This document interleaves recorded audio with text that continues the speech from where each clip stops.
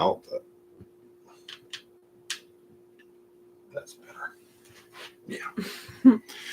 We're live. The thing that sucks about YouTube is that it won't allow you to like see your video feed before you press go live. Oh, really? That's weird. Looks like he's gonna have a little moment. There, I guess. Sort It of. looks kind of crooked. Twinsanity. Yo! Well, it's crooked. It's crooked. Don't screw with the camera too much. The problem with the camera that we have is that our setup for live is bad. Let's just say that. Yeah. So yeah, let's just get that out of the way right up front. Hi, Ricardo. We need a better setup for sure. Something goes on with our camera where if you touch it, it immediately loses connection, and then you cannot get it back, and you have to like refresh. But with YouTube, I don't even think you can refresh. So like we're screwed. Look, why does it look like when Grogu was up like this, it looks like he was talking into the mic? That's what I was saying. If I went like this, people would look and they would see him and they'd think he was talking. What do you got to say? So, yeah. And then the camera's too far away, but the computer that we have it plugged into is over there. Yeah, but at this point, once it's logged, like, as I said, if we mess with it, the camera goes out and then we have to redo the live feed. Okay. It's bad. It's a bad setup. So that's what, it is what it is. Speaking of bad things, my mouth has taken a toll on me lately. I've had so many dental issues that I've had to have resolved in the last couple of weeks. My mouth feels like it had a war fought in it right now. And I'm not really enjoying talking a whole bunch, but I'm enjoying eating even less. Can you guys, my teeth actually, like in the video, they look clean and nice and white for some reason. So they look better, kind of. So that's, it doesn't seem super unappealing at least. But yeah, we are not here to talk about my mouth. We are here to talk about your mouths saying hot takes. And we have a whole mess of them. So we should probably jump into them because we already got 20 people here. Typically we wait for people to get in here. But I think for one time ever, we actually alerted you. Okay, that's not true. I did alert you guys one other time, and it was when Brandon came on last. Oh, yeah, live. You did give a heads up. So, but this is the first time I've given you guys the heads up that Kaylee and I were both going live. Yes. Typically, we just go live randomly. I told him to give you guys a heads up so you can thank me for any warning that you got. All her. I was like, tell them. You should tell them. Let them know. Because every time we would just kind of impromptu go live, somebody would hop on and say, oh, I missed the first half of the stream. I know. So my fault. I hope that this was enough notice for those of you that saw it. Hi, Randeror from Turkey. I don't know if that's how you say your name. Wednesday, hello. D-Man Johnson, new viewer. Thanks for watching. Yeah. Timbo Slice. Twinsanity is my children. I don't know which one or if it's both of them. It's probably both of them. So just be careful. If you say anything to them, I will kill you. I just watched Wolf Creek. Did the first time I just watched Wolf Creek. Did the first time a few that's a typo. For the first time. That's fine. Days ago, and I thought, you know how sometimes you're reading something, and you're like, am I reading this incorrectly? Because I don't want to sound like an asshole. Anyway, and I thought it was awesome. Has Kaylee ever seen it? Have you? That's not how you spell Kaylee, but that's fine because that is how you should spell Kaylee, even though Kaylee disagrees. No, I haven't seen Wolf Creek. You've never seen any of it? No, I don't think I've ever seen it. I think we've talked about watching it together, but yeah. Yeah. There's Wolf Creek 1 and 2, as well as a Wolf Creek TV show that went 2 seasons. And there's a Wolf Creek 3 currently being at least in pre-production, right? If not completely. Both of you grow your hair out. I'll give you $5,000. I did grow my hair out. So did I Kayla. actually am in the process of growing it out. I shaved it all off because I really wanted to shave my head. Like, I've had super short hair. If you've been on the channel, you've kind of seen my various hair adventures because he's a hairdresser, so I abuse his powers. But I'm going to be growing out my natural hair, like, because I haven't actually had my natural hair color since I was like 15 or so. So yeah, but honestly, in Phoenix, having the super, like, the buzzed hair has been really nice. So, and you grew your hair out like 2 years ago now. Yeah. Or so. YouTube just prompted us that an ad was going to play for you guys, and it asked us if we wanted to skip it, and I was like, hell yeah. I know I turned on ads. These comments go by so fast. But I couldn't. When it gave me the option to not make you guys sit through them, I couldn't do it. So what's going on here? I just wanted to. Her name wrong. Oh, yeah, sorry, I just didn't want to miss out. D-Man said he's been looking for horror YouTubers. Oh, awesome! You started a channel. That's great. I'm glad we've been helping you with some inspiration. He's like, man, you guys really set the bar as low as possible. If I could be better than you, which is not even hard at all, I should be all right. Sorry to hear about your teeth. My health hot take is that mental health isn't even the most important dental health, because dental health is the most important. Dental health is very important, and it's unfortunately when my dental health is fucking with my mental health. Yeah, they overlap. Also, if you guys can hear children yelling, we have some mental health issues going on outside with these children. Yeah, we have the fucking children. We've talked about it on living some outside. Videos. Yeah, we have like these neighborhood kids that just like stand outside our apartment and scream and play.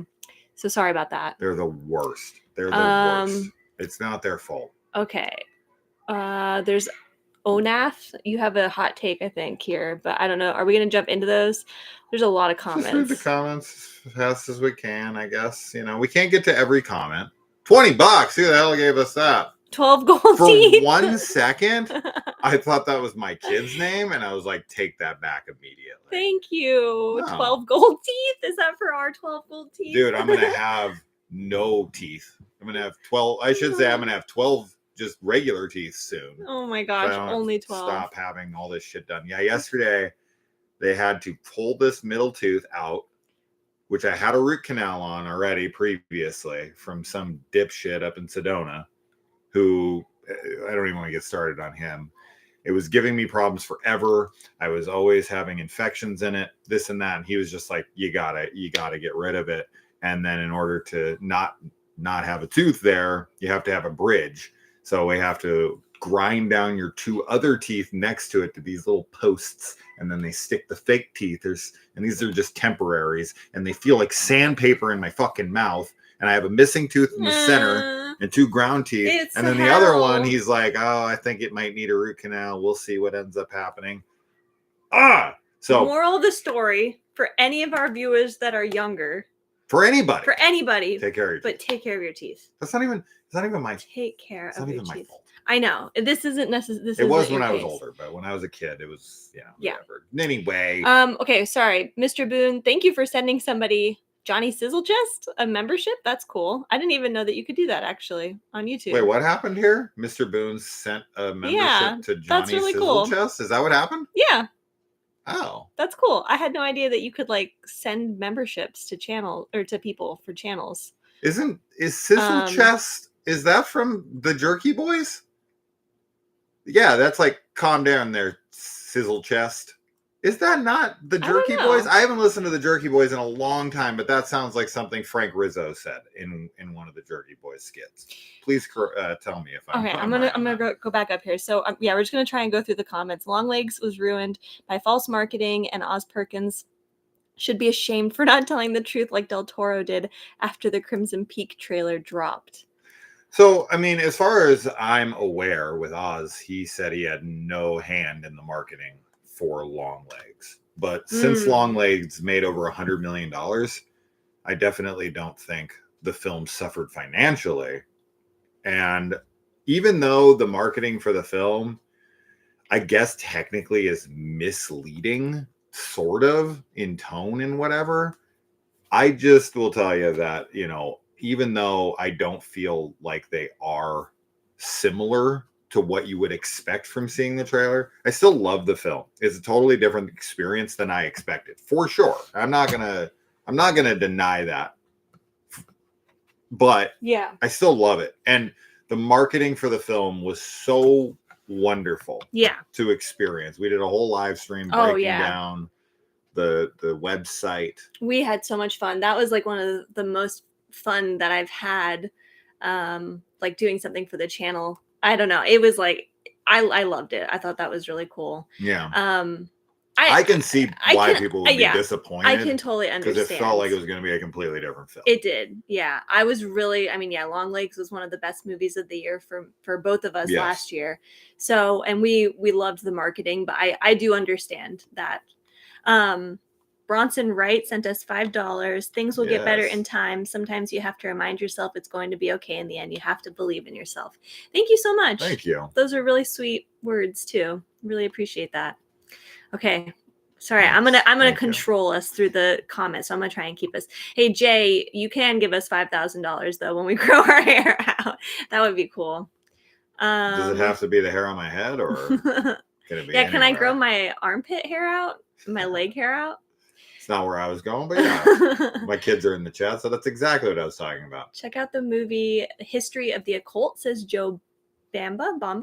Okay. Joe Bamba. History of the Occult. Miss D-Man says the long legs kind of sucked, but the monkey was genius. Okay. I don't know if that's a hot take. I think Long Legs was a very split film. Yeah, I feel like the monkey was kind of more well received. Yeah, I think that's probably true. Yeah. I love both of them. I mean, the monkey was awesome. Oh yeah, the monkey I love both was of them so too, rad. But I don't think that's like Ricky! I'm not. I get it. Hot takes are, gonna be up to everyone's interpretation of what a hot take is, whether we think it's a hot take or not. Yeah, so we'll talk about that as well. We talked about just kind of prefacing the hot takes thing. Like everybody has right before we started. Opinion. Kaylee was like, I was like, what is a hot take? Well, because we read one that I was like, I don't understand. Is that a hot take? But anyway, we all have opinions. We're just reacting to what you guys are saying. So, but it doesn't invalidate whatever you think about the movie. They're just movies in the end of the day. We're right, you're wrong. Ricky smart, Jones, you're dumb. How's it going, Ricky? Yeah, Matilda. Yeah, I'm tall. Hurt-minded. Salute. Okay, let's see. I'm gonna go down these. Ricardo, the monkey was funny but weird. I didn't know it was based on a Stephen King story. Mm-hmm. Yep. Duratam, what's up? Hell yeah.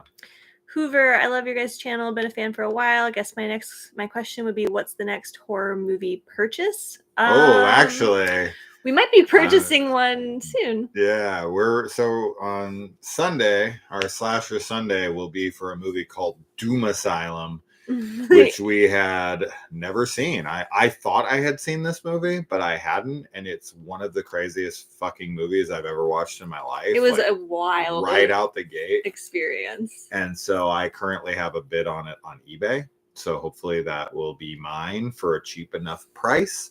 Yeah. So yeah. Is the Duratin post earlier?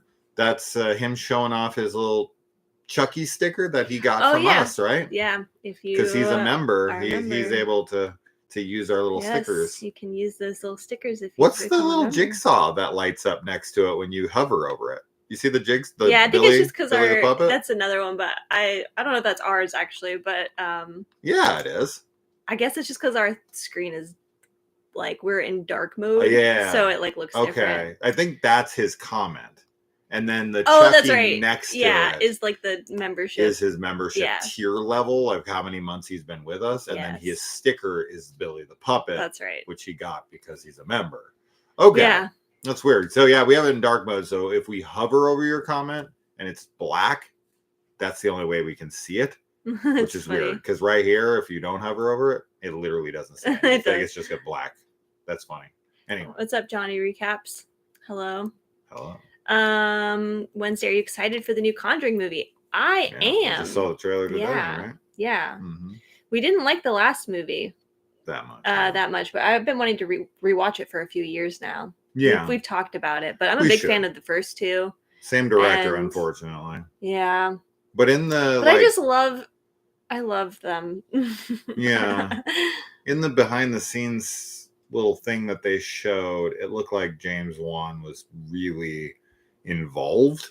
He's Mhm. like sitting in the chair, director's chair and whatnot. So Yeah. I have a feeling he saw the response to the third. Yeah, and was was like like, stepping in a little bit. maybe I should come in and assert my power Yeah. here. I hope he asserts his power. Yeah. Jay, I've been following the channel since I've been making videos in 2017. I Oh, respect yeah. the grind and consistency. Thanks, ma'am. Okay. Teeth can be Thank you. genetics. Yes, you're right. Teeth can be genetics, D-man. Glorious. That makes sense. My dad's whole mouth is fake. Yeah. Every tooth in his mouth. He's got veneers at this point because his mouth is falling apart. Oh, that's weird. So, okay, apparently the gifting thing Yeah. is something you can do with super chats, and Mr. Boone said I just gave them a random viewer. That's so funny. So you just picked a That's random cool person? that it like randomizes it, actually. It's one of the options along with super chats. Well, now this person who just stumbled into this live stream is now a member of the channel. Yeah, welcome. And they're like, I didn't I don't even like these guys. No, hopefully they appreciate it. That's pretty cool. Root canal, too expensive. Yeah, awful. I've had many root canals, so I understand. Hugo, hi guys, I'm a prop maker, puppet fabricator. I always listen to your show while working. Wow. Oh, wonderful. That's super cool. Prop maker and puppet fabricator. That's super neat. Believe it or not, the reason my hand's always out of frame is because Kaylee is my puppet. No, Grogu is. Oh, sorry, we jumped down. Oh no. I know. We can get all these comments. I'm trying to go through. Okay, review and rankings with Robbie Steven at work now, but wanted to quickly say Return to Sleepaway Camp is underrated. And Jason, off, your ass stinks. No, he just likes to fuck with me. There's no way. Actually, Robbie, do you actually like that film? I can never remember at this point. We've been joking about that movie for so long. I can't remember if you're being serious or not. That movie is absolute garbage. And it's not even the worst in the franchise somehow. Even though, I don't know, Sleepaway Camp Survivor, is that really a film? That's like just production footage of some blonde chick running through the woods. And it's the worst thing I've ever seen. But it's not even a full film. So I don't know why everyone always refers to it as a film. Anyway. Yeah, we saw this. We saw Deus Irae. Yeah, we reviewed it. Not perfect, but I think it's stylized and original, certainly for the exorcism genre. I liked it a lot more than she did. Yeah, he was a lot more into it. I don't really know why. The gore was pretty cool. I mean, we reviewed it. I'm just trying to remember what my biggest gripe was. It just wasn't. I guess I wasn't vibing with it. It's like such a pure horror film. It is. Yeah. I don't know. I mean, that never affects. I like when films. I think you had said that it was really evil feeling, and I normally don't mind that. So I don't know. But yeah, I did see it. Long Legs had great marketing, and it actually didn't show you the whole entire movie like most trailers do. Totally. Same with weapons, baby.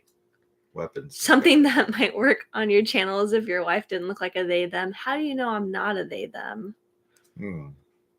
Anyway, let's see. Hi, chat and host. Thoughts on the Until Dawn movie? Hi, not JPEG. I like the Until Dawn movie a lot, actually. Oh, yeah. You liked it more than I did. Yeah, I thought it was really fun. It's like a gimmick film, but I thought the gimmick worked really well. Yeah. I don't know. What do you guys think? Did you like it? Have you seen it yet?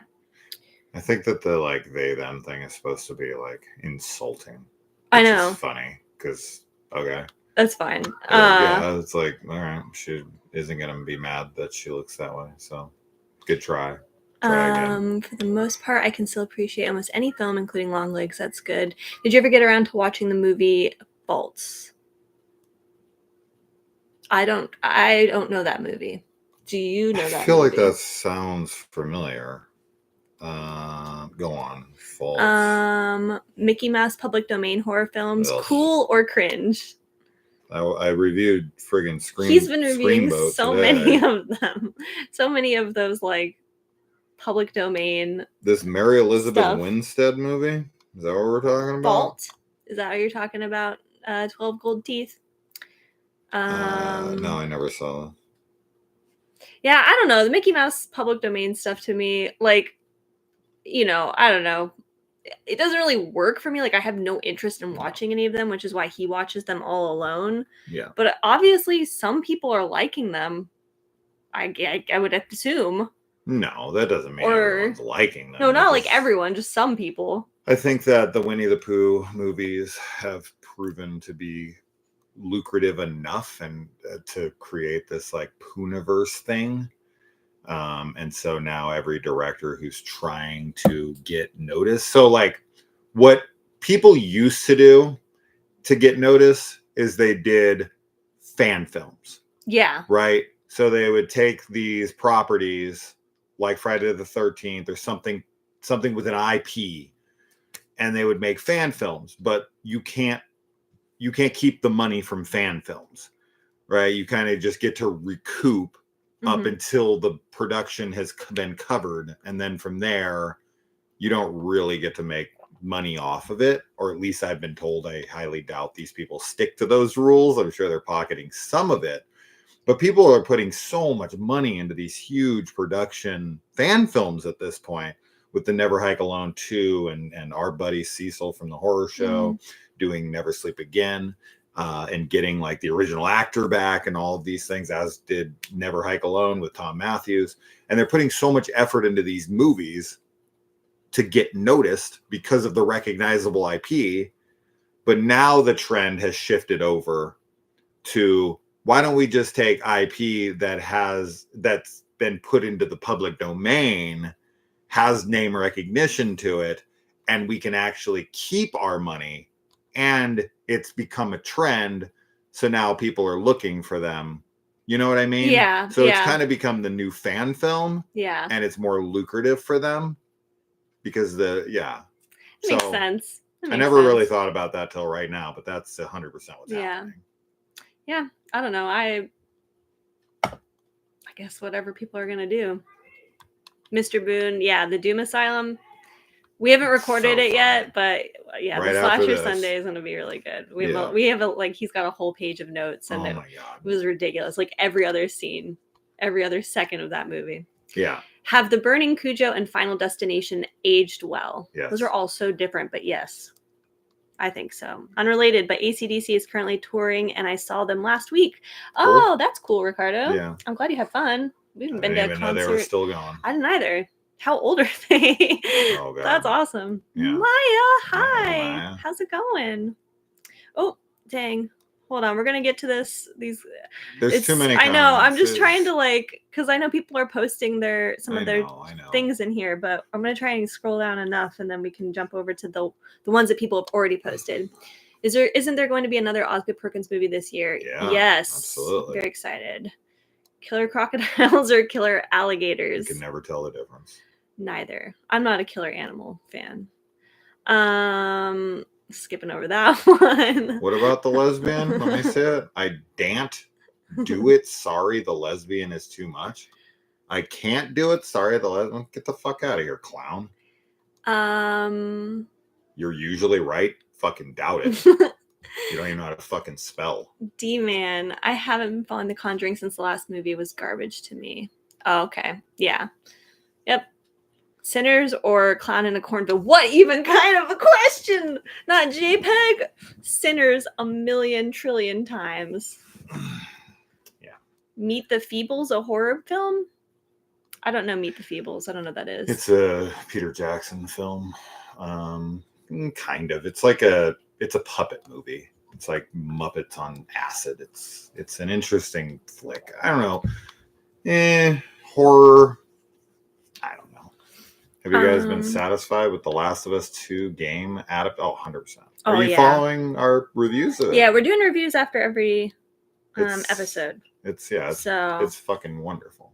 Ricky, another Blair Witch? Yes. Yeah. Please. Okay, sorry guys, I'm gonna skip over some of these Oh, because I I know know. y'all There's are nothing we can chatting. I do. just want to get down Ice here. Cream Man. I can tell you that freaking Eli Roth just announced his next movie is The Ice Cream Man. Nothing to do with the Clint Howard movie, but his new company that he has, like, what's it called? Like the Horror Factor? Oh. No, some I don't remember what it's called, but I can't remember what it's Yeah. called either, but it's like these funded by the fans and whatever so that they can release unrated horror movies in theaters, which was prompted probably by Terrifier 2 and 3's success. So I'm very, very excited for that. Anyway. Big Herb says, reminder to watch Piety 2022, underrated because it's foreign. We love foreign films here. So yeah. Okay. Oh, sorry. Yeah. I'm skipping through some of these. Maya says, I don't think I have a lot of hot takes except that Skinamarink was great. Oh, maybe boy. that slow burns and historical horror are some of the best horror out there, but that's just personal preference. Yeah, I think we did not like Skinamarink, but I'm really glad that you did, and I know a ton of people like. Did you see it in theaters, Maya? Obsessed with it. Yeah, I don't remember if you've told us if you had or not. Slow burns and historical horror, though, we love slow burn films. I mean, but those are always the kind that it either works or it doesn't for you. You know, like some slow burns are. The only thing that movie burned was my eyeballs. But aside from Skinamarink. Trying to figure out what the fuck I was looking at, I was like. Aside from Skinamarink, though, like other slow burn films. I mean, I guess you could kind of say that about any There's a difference between slow burn and no burn. Something literally has to happen in your film. That's a new requirement. It's only directed at that. Skinamarink's the only film I've ever watched where literally nothing happened. I've watched a million reviews where people are like, nothing's happening, and I'm like, dude, something happened.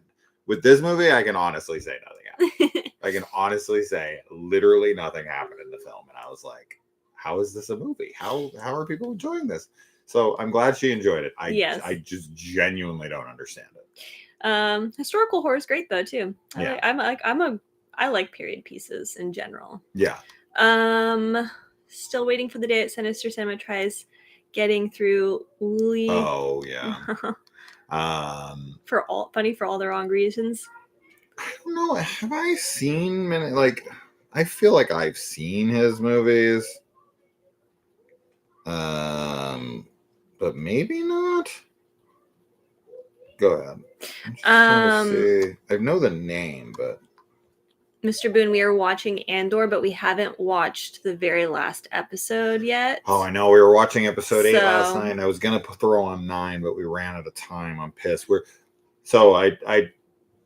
I try to space them out because they release 3 at once. I'm like, in order to not just binge through them, I'm like 1 a night.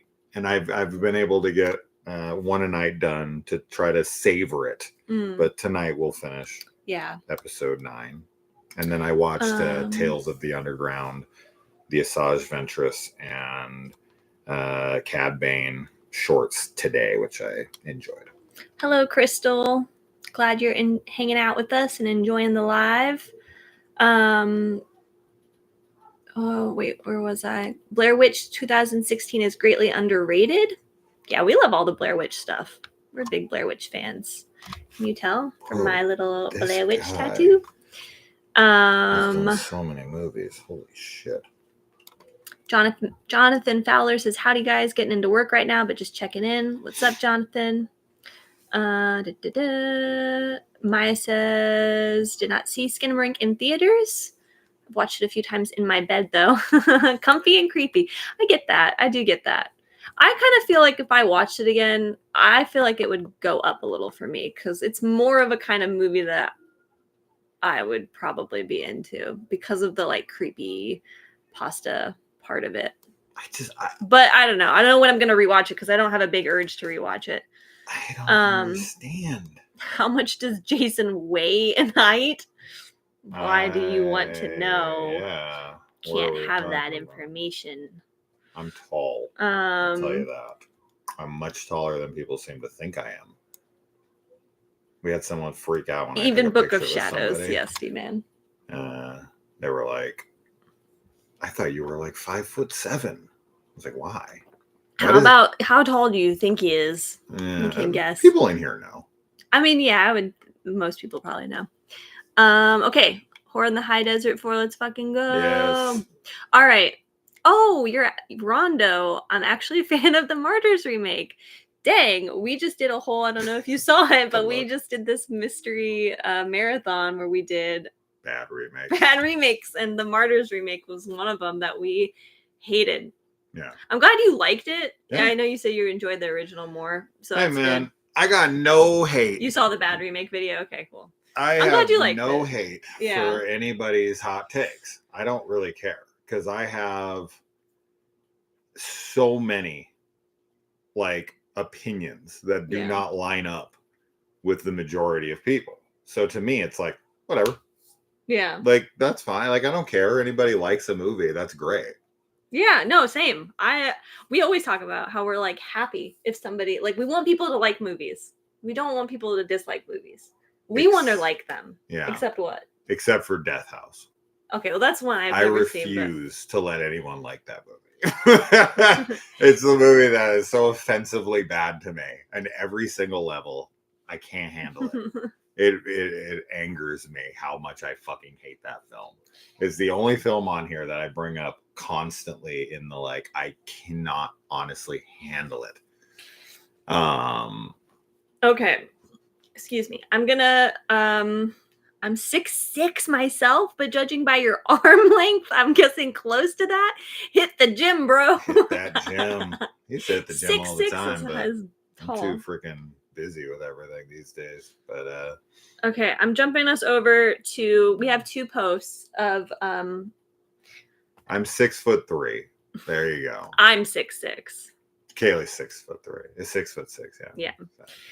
So we have 2 posts that you guys had posted on. We have a bunch of these. We're gonna go through these, and then Instagram, we'll try and we have them on Patreon. Oh crap! We have them on a lot of different things. Okay, well, I have the ones on YouTube. Okay, let's do it. Which one's this? This is the first one. No. Okay. I'm going from whoever posted first on that, and then we'll try and also keep an eye on the chat. We should do like another live stream sometime so that we can just kind of hang out, because I know you guys, some people are in here asking us just other things, so it's hard to keep up with everything, but we really are glad that everyone is participating. Yeah. Okay. First one, Kevin Kruger. Rob Zombie's Halloween 2 is better than the original. There's it's funny. I haven't read all of these. Kevin Kruger 86, sorry. I've kind of like scanned through some of them here and there, but the most consistent one I saw is a lot of love for Halloween 2, Rob Zombie's Halloween 2. That's cool. Which is great. I mean, I'm a huge fan of it, but I was surprised at how much of the hot take seems to be an appreciation for Zombies Halloween 2. I've been singing its praises since 2009, I think is when it came out. I saw it in theaters. I loved it. I went and actually grabbed friends, which I never do. I took friends from work to go see it. Dax and Rachel. I took them up to Flagstaff because I was cool. I loved it. It was so cool, so unique. It was so different. Thank God this fucking franchise has gotten so stale. Just after Resurrection and whatnot, I was like, please, something different. Not in that way. Not in fucking like Halloween Resurrection. No, just dreadful. But I loved it, and everyone hated it. It had a terrible rating on IMDb, and I was like, figures, right? I think it's a great movie. But I feel like people are finally coming around on it. Yeah. I mean, this hot take is specifically that it's better than the original, which I don't agree with because the original is just so important to me. Oh, sure. But But that's fine, though. Like, that is a hot take. I will say that. Also, hi, Chainsaw. Greetings. It is our buddy Wyatt. It's his favorite film. Oh, really? Oh. Rob Zombie's Halloween 2. I didn't know favorite that. film ever. All right. Next one, Mr. Boone. I know you're in there. Oh yeah, here you go. All right. I personally found that The Dark and the Wicked was a severely overrated film. It almost feels like 2020 was so sparse a year for horror that people really praised a mid-film that only had one good scene, the finger-cutting scene. Personally, I think Relic 2020 should have deserved the praise instead. It actually felt like a solid A24 film with pretty sad themes, some impressive and creative visuals, and really good cast. Okay, so did I see Relic? I don't Relic remember is the Relic. one with the 3 generations of women. Oh yes, okay. Sorry, I was thinking of. Anyway, sorry. Yes, Okay. I have seen it. Okay, so you think Relic is better than Dark and the Wicked? Clearly. Yeah. I like both of them because if they both kind of have a really similar vibe too, honestly. Yeah. But 2020 for horror films, yeah. I like The Dark and the Wicked more. You like The Dark and the Wicked more? I do. I don't know which one I like more because I've only seen both of them once. It's a very slow burn movie, so I get it. I'd have to watch them again to make a better I love the assessment. Ending. I love how dark the film is. It's dark and it's wicked. But I'd be curious, did you like The Black Coat's Daughter? Because I feel like that's a similar type film. Sorry. I'm trying to. It's okay. Well, if we can get to the comments. I know. I'm just trying to stay on track. I'm just trying to keep an eye because when people comment on what we're talking about. All right. Moving on. Well, sorry, guys. I'll keep my eye on. I don't want to ignore anyone because everyone's talking. I love Black Coat's Daughter far better than The Dark and the Wicked. Okay. All right. So yeah, the hot takes in the comments. I guess we'll just say this because we're gonna try and go through these that we have on the other stuff first. So if you're posting hot takes in the comments, we're probably not going to get to those until the end, if we can, just so y'all know. I'm sorry. Ashley Williams from Evil Dead says Psycho 2 is better than the original. I'm sure Kaylee agrees with that. I probably agree with that too. It's it's fun. It's more fun to watch. I love the original Psycho, but I love the sequels, man. They're much more watchable. I love the Psycho films in general. Everything Psycho. It's kind of it actually is probably one of my most favorite horror franchises, to be honest. Including the Bates Motel and everything. I love it all. Yeah. But anyway, that was my warning though about people posting. Just so y'all know. Okay. The next one, Haunted Hemi 13. The Halloween 2018, Texas Chainsaw Massacre 2003, and Friday the 13th 2009 are all better than the originals. Friday. Dang. So Halloween 2018, Texas Chainsaw 2003, and Friday 2009.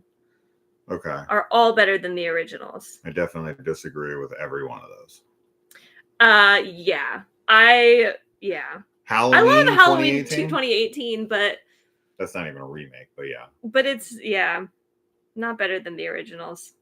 That's fine. But that's a hot take. I get the Texas Chainsaw one for sure. Texas Chainsaw, the remake is more polished. It's a much more well done film in the regards of modern filmmaking, and I think that it's a very scary film. I remember seeing it in theaters and being like, wow, this is actually a really terrifying film. And yeah, I completely understand why someone would like Texas Chainsaw more, for sure. I think it's fantastic. So that one for me, I get it. I think there's a bit of a nostalgia and old as gold kind of feeling towards the original Texas Chainsaw. But man, you just cannot touch the almost snuff film the vibe of the original. OG. There's something about the original film that just has this gritty graininess to it that feels like you're watching something you shouldn't be watching. Yeah. There's such a realness to it. Totally. Yeah. Totally. And that is not the case with especially the remake. In the in the early and mid 2000s, there's such a look to horror movies and movies in general. I feel like so many of them just have the same coloring and everything, and I don't know. Yeah. Okay, next. Peter Skaden 5990. Audition 1999 is the greatest horror movie ever made. Audition's a rad movie. It's cool for sure. Yeah, I just saw that recently, like last year, I think. Yeah, you saw it really recent. Awesome movie. It's a really, very really slow cool. burn movie that takes a No. long Kitty, ass kitty, time kitty, kitty, kitty. to get So there. good.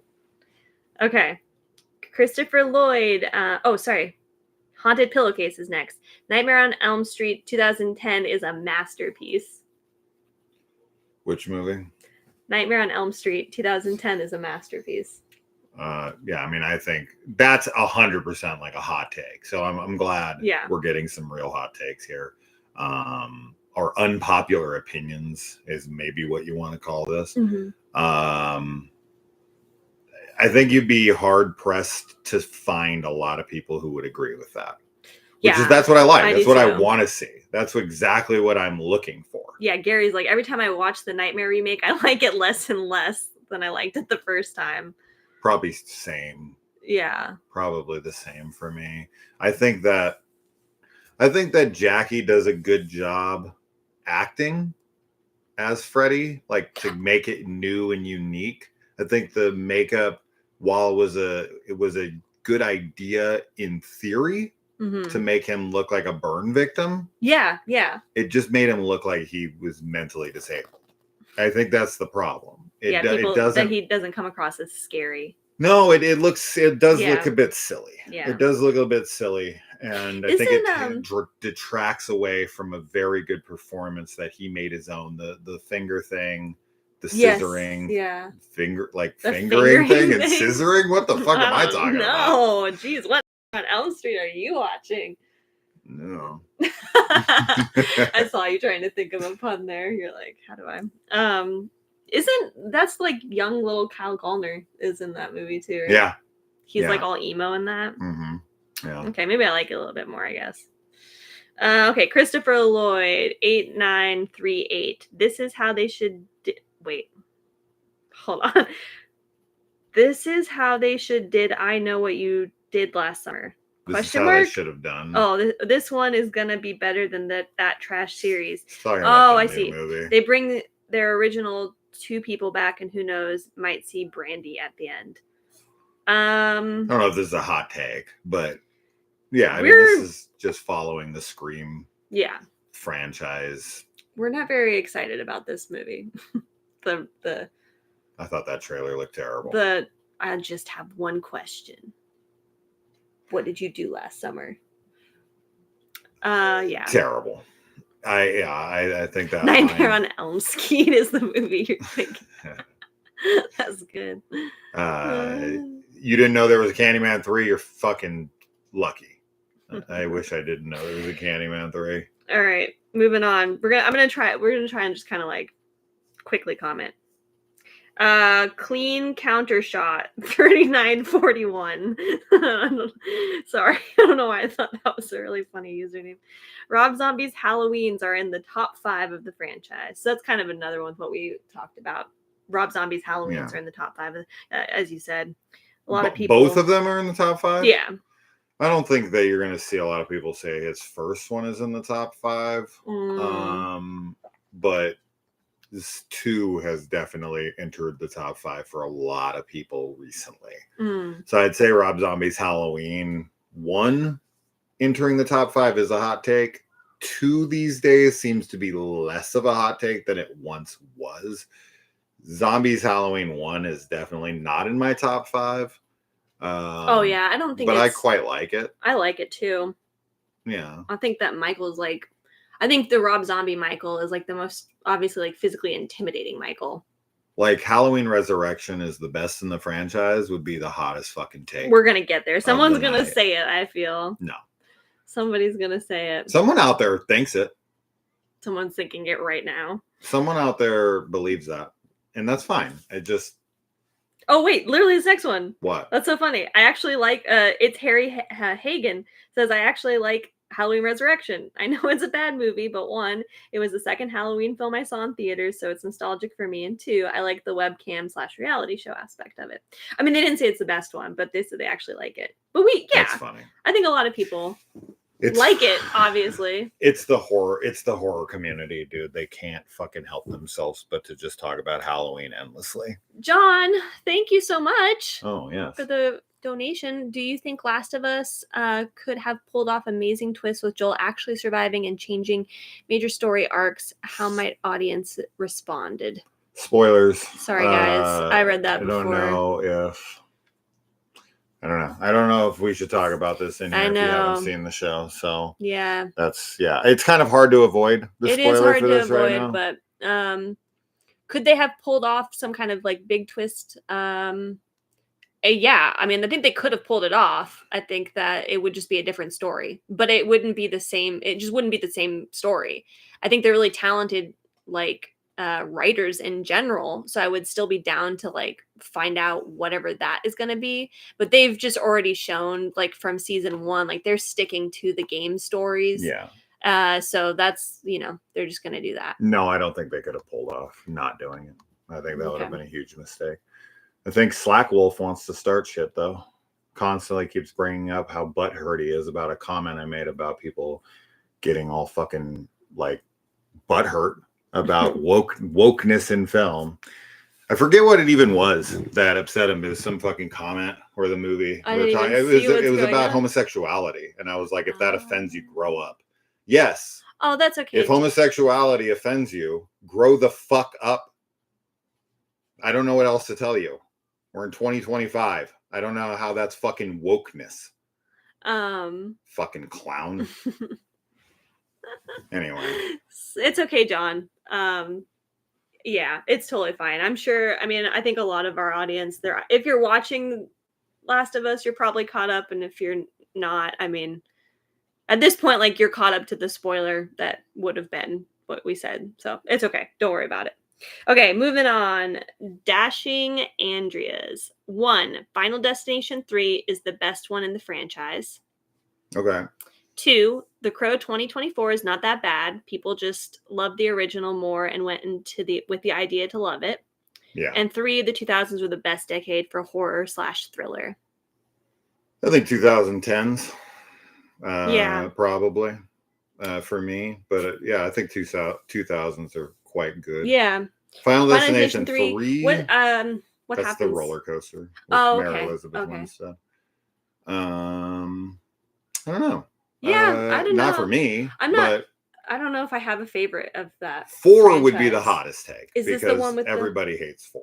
Oh, okay. I don't hate 4, but it's not very good. Yeah. Yeah. I've only seen all those movies like one time, so I don't feel like I can be qualified to make a decision. Yeah, you haven't seen them. One time, I'm not familiar with them enough. The Crow 2024, though, that's funny because I'm literally wearing my giant crow shirt. Yeah. Yeah, we didn't hate it. I know people like were so hard on it when it came out because of just like the nostalgia. I mean, the original is amazing. Like it is a masterpiece for sure. But I really appreciated that they tried to do something different. They shouldn't have called him Eric Draven. That was huge. Yeah, it should just been like a crow, like just what are they called? Not a side story, but what they should have done? Like they should have made another thing. They should have made the crow a black gay woman. I didn't hate the Crow. I didn't. Want to talk about woke? I'll tell you this. The Crow 2024 is not the worst of the like Crow sequels. Oh my god! By far, like it would it's literally. The best it's for me. The original, and then the Crow 2024, and then it goes down for me from there. So yeah. Crow 2024 was at least watchable. The other Crows for me were fucking dreadful. I feel like I'm just gonna. Said the movie was woke. So wait, what happened? No, I don't read it. I was just gonna put it in timeout. You said the movie was woke, so meant wokeness in general and being shoved down our throats. The way I didn't even see the movie, and I didn't. I specifically outright said in that the movie addressed homosexuality. The show, whatever it was about homosexuality, and I was like, if that offends you, grow the fuck up. I don't know how to be more clear about it. All right. Next. Harry Hagen again. I think the original Texas Chainsaw Massacre film is overrated and borderline annoying. I understand its historical context, but the actual movie does nothing for me. Which one? Texas Chainsaw Massacre. Oh, I know. There's a good amount of people who are just not fans of the OG Texas Chainsaw. You know, I showed it to my buddy once when I was a lot younger, and he was just like, literally all it is screaming. Yeah. That like the last 40 minutes is just Marilyn Burns running around screaming, which fair. Yeah, I mean, it's fair. Yeah, it really fair. Is just her screaming for 45 minutes. I can't deny that's true, but there's just something about the feel of the movie that's just like so amazing. I mean, like we said, I think it's just got a good vibe to it. Next up, Blake the sequel, Black Christmas 2019 is not that bad. It's heavy-handed, sure, but its messages were correct, and it seems that audiences today need blatant messaging. That's actually really funny because we just watched this. This was part of one of our mystery marathons that we did, which it was the bad sequels or whatever, right? Or bad remakes, sorry. Black Christmas. Yeah. I was really curious about this because you've always been like, it's heavy-handed, it sucks, and all this. And I also didn't like. It's not a good movie. No. But it wasn't as bad as I thought it was going to be. Yeah. And like you said, Blake, yeah, like, and we even agreed on this when we were talking about it. Like, the messaging is kind of correct, but I think people interpret it like differently too. Because I think that like when you had watched it the first time, like you were getting this impression from it. But when I watched it, I was like, oh, I don't think that's what it's trying to say at all. Yeah. You know, but as far as a sequel, though, it is a bad, very bad sequel. Like, it shouldn't have been called Black Christmas. That was like our biggest thing. Like, it should have just been a separate film.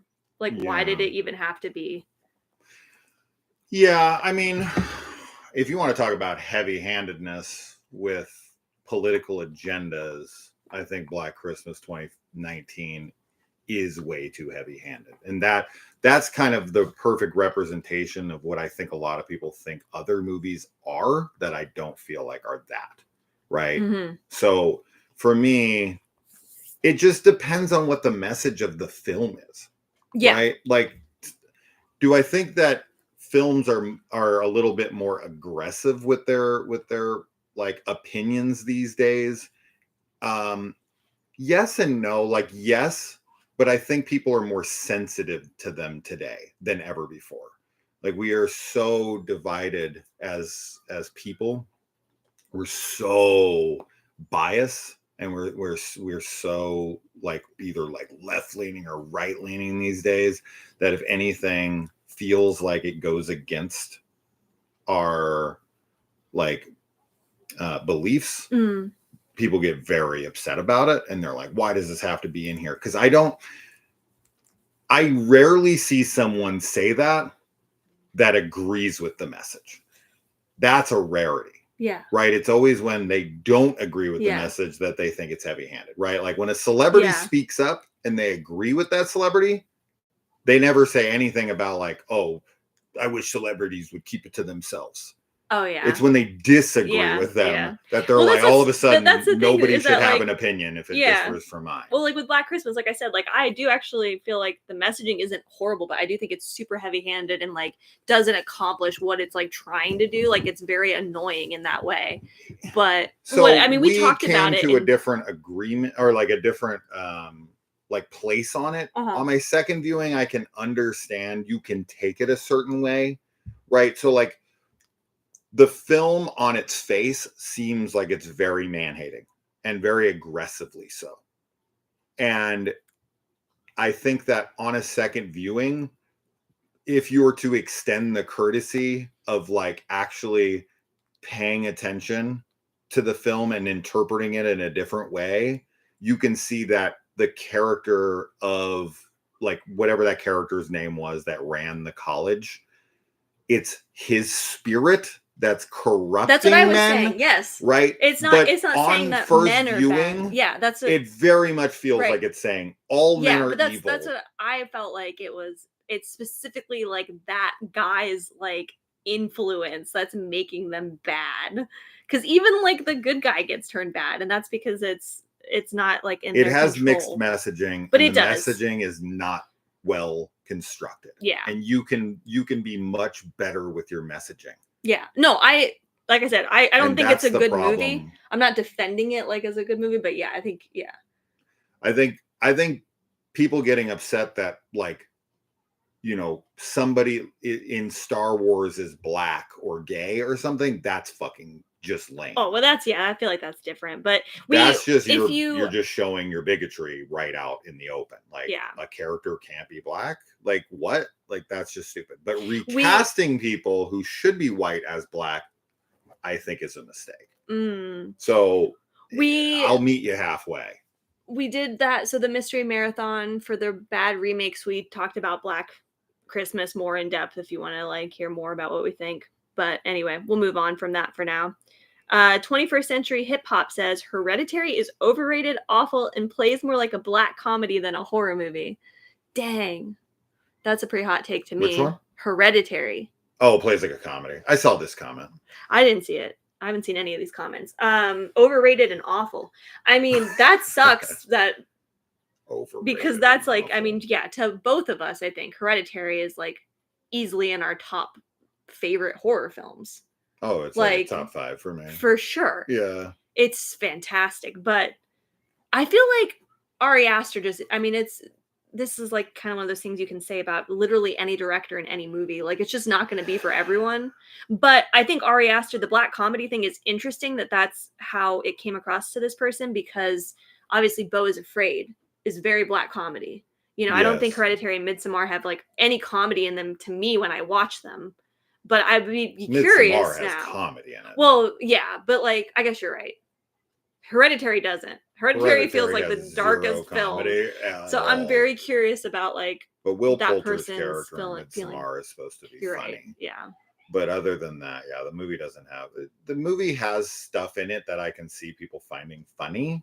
Yeah. Like a girl putting period blood in someone's drink, and then like the way people talk about certain things. Like, I can understand that, but with Hereditary, a comedy, that's like one of the least funny type films I've ever seen in my life. It is so dark. It is. It's kind of insane to me that anyone would find it funny. Yeah. But it's a hot take. That's cool. I've seen some funny memes of like scenes from like Charlie's, scene. Anyway, I don't really. Okay, next. Mark Mononoke 7672. I don't really get the hype behind the Scream and Saw franchises. Every time a new one is announced, I'm just like, meh. That's fair. I think those are both like, they're both very different franchises, but they're both very, very popular. And that's a hot take to like not like, two of the kind of really big horror franchises that are especially coming out with remakes now. Scream and Saw. Yeah, I saw that one as well. I mean, you guys know I'm not a huge fan of Scream, so that's like my big hot take, of course. And so I'm with you there. But obviously, Saw is the franchise that's like very popular to hate these days. Sorry, I feel like stuff is happening. I feel like I'm gonna just put you in timeout, Slack Wolf. I don't know. He doesn't have to be put in timeout. He can fucking run his mouth all he wants. He's really hurt about stuff. I didn't call him a loser. I fucking said that you were being a clown. And I stick by that. That's my hot take. I just don't want people fighting. I want y'all to hang out. Yeah, I don't want it either. But I'm not, have a good time. If he starts attacking people, then yeah. All right, this next one is really funny. I don't know what this means. Artur Itas, just in all caps, dog interrupts date night, exclamation, exclamation, exclamation point. Oh, his belly. You don't interrupt nothing. He interrupts everything. Shh, don't tell him. John Stone, thank you again. Oh my goodness. Yeah. Are there any modern horror directors, even foreign, that you think are truly effective? To me, Peele is a one-hit wonder and Barbarian Guy is overhyped. Modern horror directors that are truly effective? I mean, Ari Aster. Well, Ari Aster has a bit of a miss for me on Beau is Afraid, for sure. Demian Rugna is is like really, really fucking solid right now with his 2 movies that have come out, Terrified Yes. and Yeah. When Evil Lurks. Yeah. I think those are phenomenal films, both of them. Yes. Eggers, of course, for us. Oh yeah, Eggers is a big one. one. And then Oz Perkins is probably another one lately that I feel like we're really big on. Like, because this movie that comes out in October, right? Yeah. Like that could be if he. I think Grogu sees himself. Were you looking up there? Hey, Grogu. Yeah, because right now, Longlegs, the monkey, and then this next one, like that could, and then obviously all the others too. Like all of his films are awesome. Yeah, I mean, of course, this is always opinion, right? This always comes down to opinion. What movies do you like? Yeah. What movies do you not? I'm not a huge Peele fan. Like, I like his movies. I am a fan of what I've seen, you know, or not what I've seen. I've seen every fucking movie he's made, but what I've seen, what I mean by that is the movies I've seen. But I like Get Out. I like Us. I like Nope. I've enjoyed all of them. I don't love any of them, but I think he's very consistent, and I think he makes unique films. So, like, I'm fine with that. He just doesn't do it for me exactly in the way that he seems to for other people, and that's fine. Oh. Right? Oh, yeah. You think Grogu's sorry, hit the camera? Yeah, her animals. Right. Oh, both. Maya Our cat is that never such a makes. Cutie. Bean our comes in cat sometimes. Rarely makes an appearance. Yeah, everyone always comments when Bean shows up, though. She's a fan. Yeah. Of the everyone's a fan of hers. Okay. Alone in the Dark 2020. Sorry, this is Cajun Yankee. Alone in the Dark 2005 is my one true guilty pleasure film, horror, unintentional comedy film of all time. Killer Clowns from Outer Space moved to second place once I saw Alone in the Dark. That's the Christian Slater movie. I haven't seen it in forever. I haven't seen it. You should read that Trekipedia hot take, babe. I'm not going to comment on it yet because we're not supposed to be commenting on it. Bean is the best, Maya. I can't comment on it. Oof, my heart. That's all I'll say. Killer Clowns from Outer Space is rad. Yes. So that's a super great film. I don't even honestly think I saw Alone in the Dark. I know it has a sequel as well. But I'd have to watch it. I don't know if I ever watched it. But it's Christian Slater, right? That's interesting. All right, this person said, leave me anonymous. American Werewolf in London is mid, and I like Beau is Afraid more than Midsommar. Oh, wow. That's actually a pretty hot take, because American Werewolf is like one of those beloved films.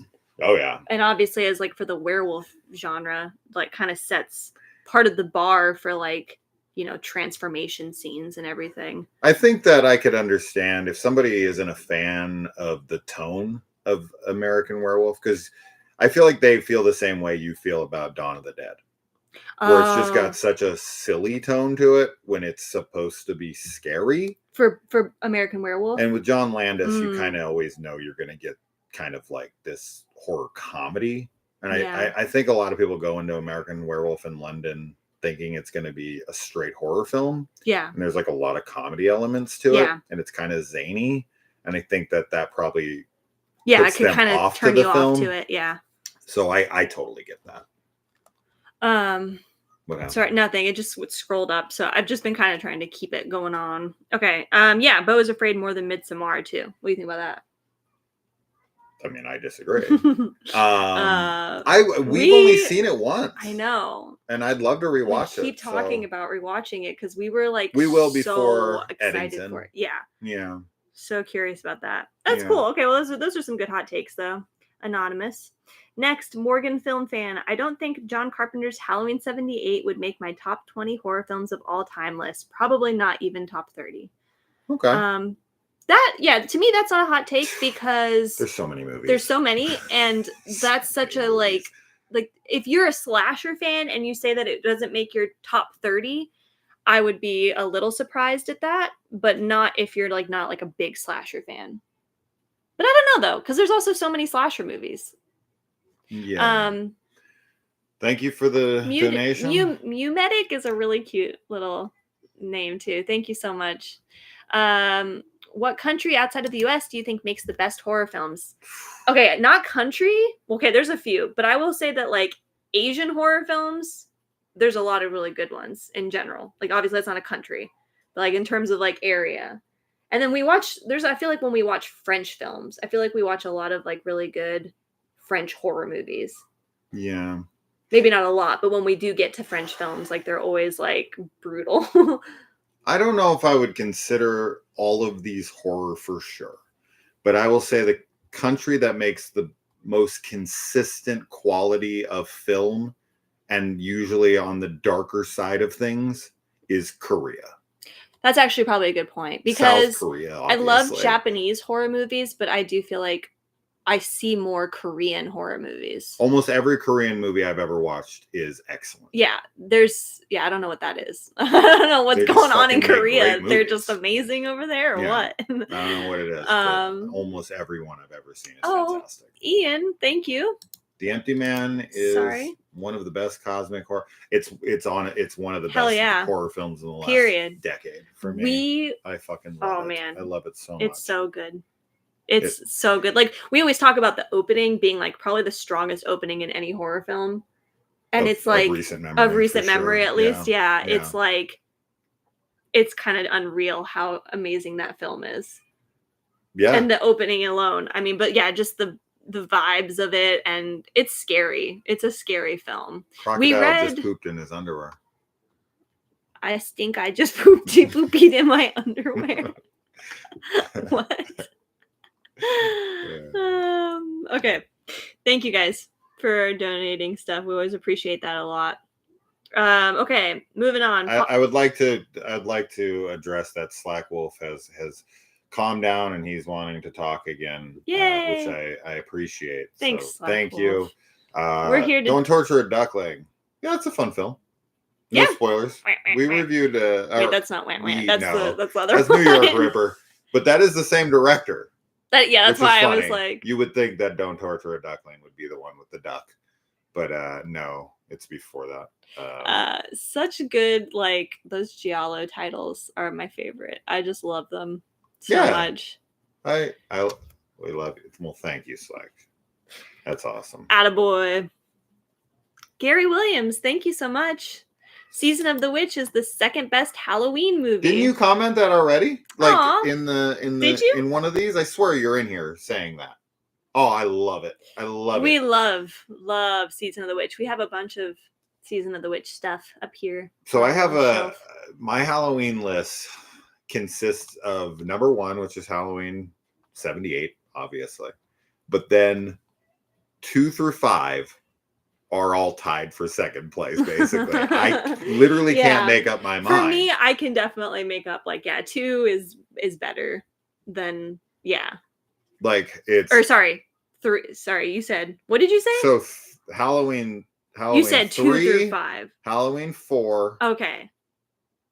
Rob Zombie's Halloween 2. Yeah. And Halloween Ends are all tied for second place. Oh, okay. And they're all the most hated films in the franchise. Yeah. But they're just all, outside of Resurrection, which is just everybody can agree that for the most part that movie is not good. Yeah. But those are they're all just, they take unique swings and it just works for me. Yeah. And so I really have a hard time. I hate ranking in general. We always get this problem at the end of the year too, because I love so many of the Halloween movies. But Season of the Witch is rad. I really want to get a Season of the Witch tattoo. For a really long time, I wanted to get the masks on the back of my arm, and I hopefully still will get that done at some point. So, we got a couple more. Wow, Ian, thank you so much. Now I'm never going to Bhutan after The Empty Man. Oh yeah, is that how you say that? Bhutan? I don't know, but God, that opening is amazing, dude. Yeah, it's just that could have been its own film. And it does feel somewhat disconnected, but But it does, but it's amazing. Oh man, just the it's the best short horror movie of all time. Good in there. Yeah. I really love the sound design of The Empty Man too. Like that when they're whispering it and stuff, right? When she's oh yeah, all of it. When he's so good. Going up to the ear and no, I hate it. So good. Jay, thank you. Dude, thank you so much. You guys are awesome. Grow your hair out. Give me 5,000. I thought you said $5,000, bro. Also, I said once the hair's grown out, we get the $5,000. Okay.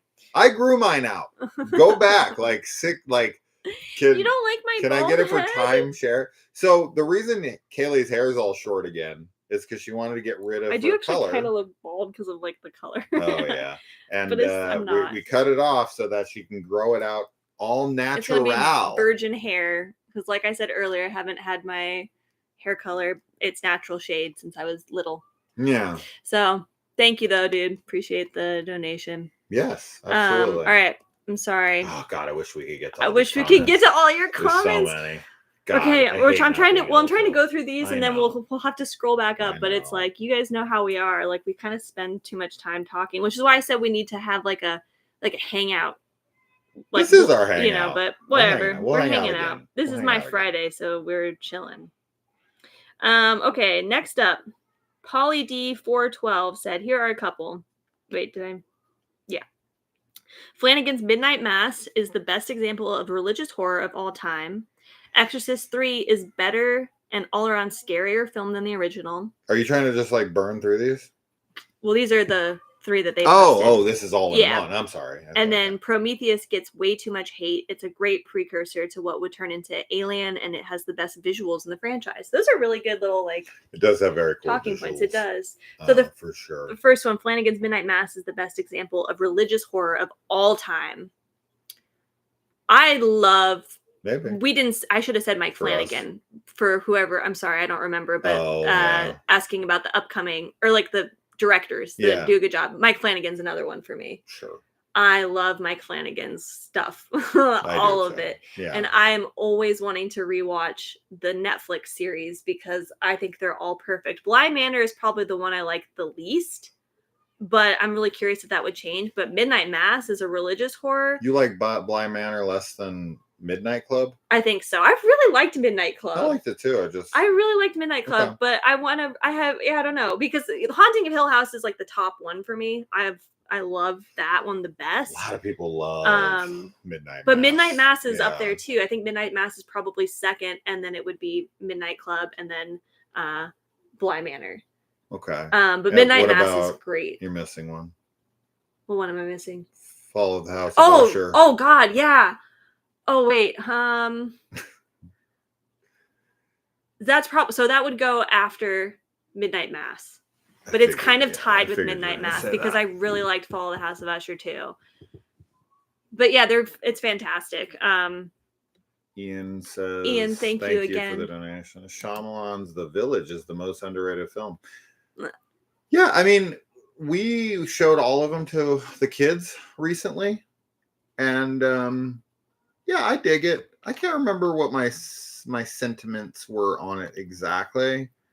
But yeah, it definitely gets a lot of hate, but I don't think it's warranted. Yeah.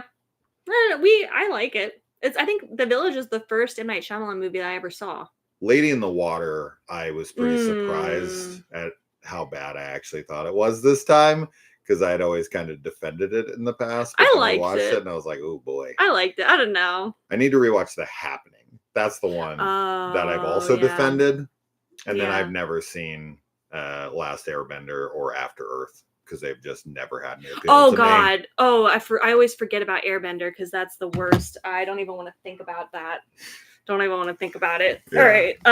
Okay, the next part of this person's post was Exorcist 3 is better and all around scarier than the original. Exorcist 3 is really scary. Exorcist 3 is good. It's scary. I just think that The Exorcist is so iconic and so well constructed. Yeah.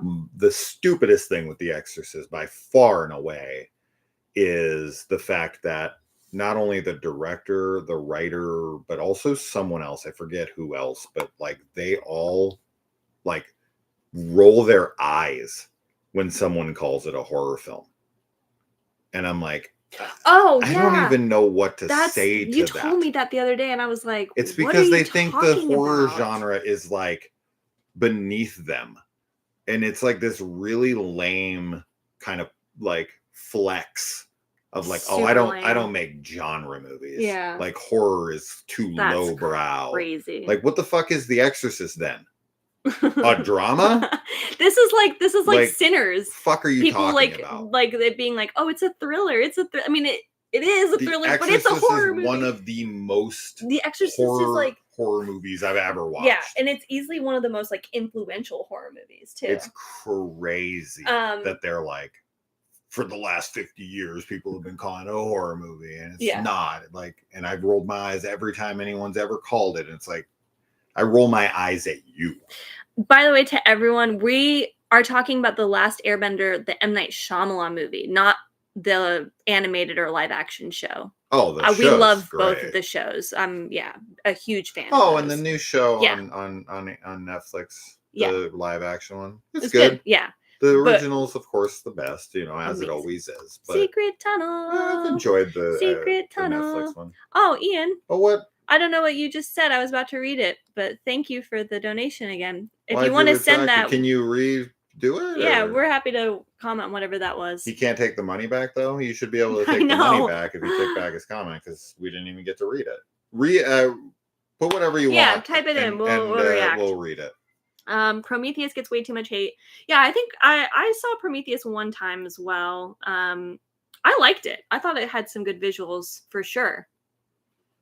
I don't think I even realized it was when I saw it. I actually don't think I even knew that it was a prequel to Alien. So Prometheus, yeah. Yeah, but I like it. Okay, next person. This is Popey 129, Madhouse 1974, Cushing and Vincent Price. What about it? That's all. I'm always like trying to read the comments and then listen to you at the same time, and my brain gets distracted. Fuck, sorry. Okay, so Madhouse 1974, Cushing and Vincent Price. I saw this. It's not a I don't know what that is. Just literally like I've never seen that movie. I don't know. Move on. Bloodhound reviews. I don't think they're in this chat. I haven't seen them, but hello, Bloodhound, if you're watching this later on. The Silent Hill movie is better than the games. That's a big hot take. We haven't played the games. I played Downpour. Oh, okay. I haven't. I've always wanted to play the Silent Hill games. We're gonna get the Silent Hill 2 remake and play it. But I know the games are like beloved. Like they're like major beloved. That's a super hot take. So that's a hot take. I like the movie. Don't get me wrong. I'm a big fan of the like Silent Hill like universe, like the vibe. I don't know everything about it, but like I've always really liked the movie, and I don't know. Yeah. So that's a cool hot take. Okay, Ian said one more hot take, guys. Doctor Sleep director's cut is just as good, if not better than The Shining. There, I said it. Ooh, better than The Shining. It's just I will say it's just as good. Yeah, I don't think that's a bad take at all. No. The director's cut is I love it. Amazing. Yeah, I actually just had my sister, she had never seen The Shining or Dr. Sleep, and when I went and visited her in Colorado, we went up to the Stanley Hotel, and before we did, I made her watch both The Shining and Dr. Sleep. And if you don't know, the Stanley Hotel in Estes Park is where Stephen King stayed and got the inspiration to write The Shining. So I thought that was really fun. And she definitely preferred Dr. Sleep. Oh, yeah. For sure.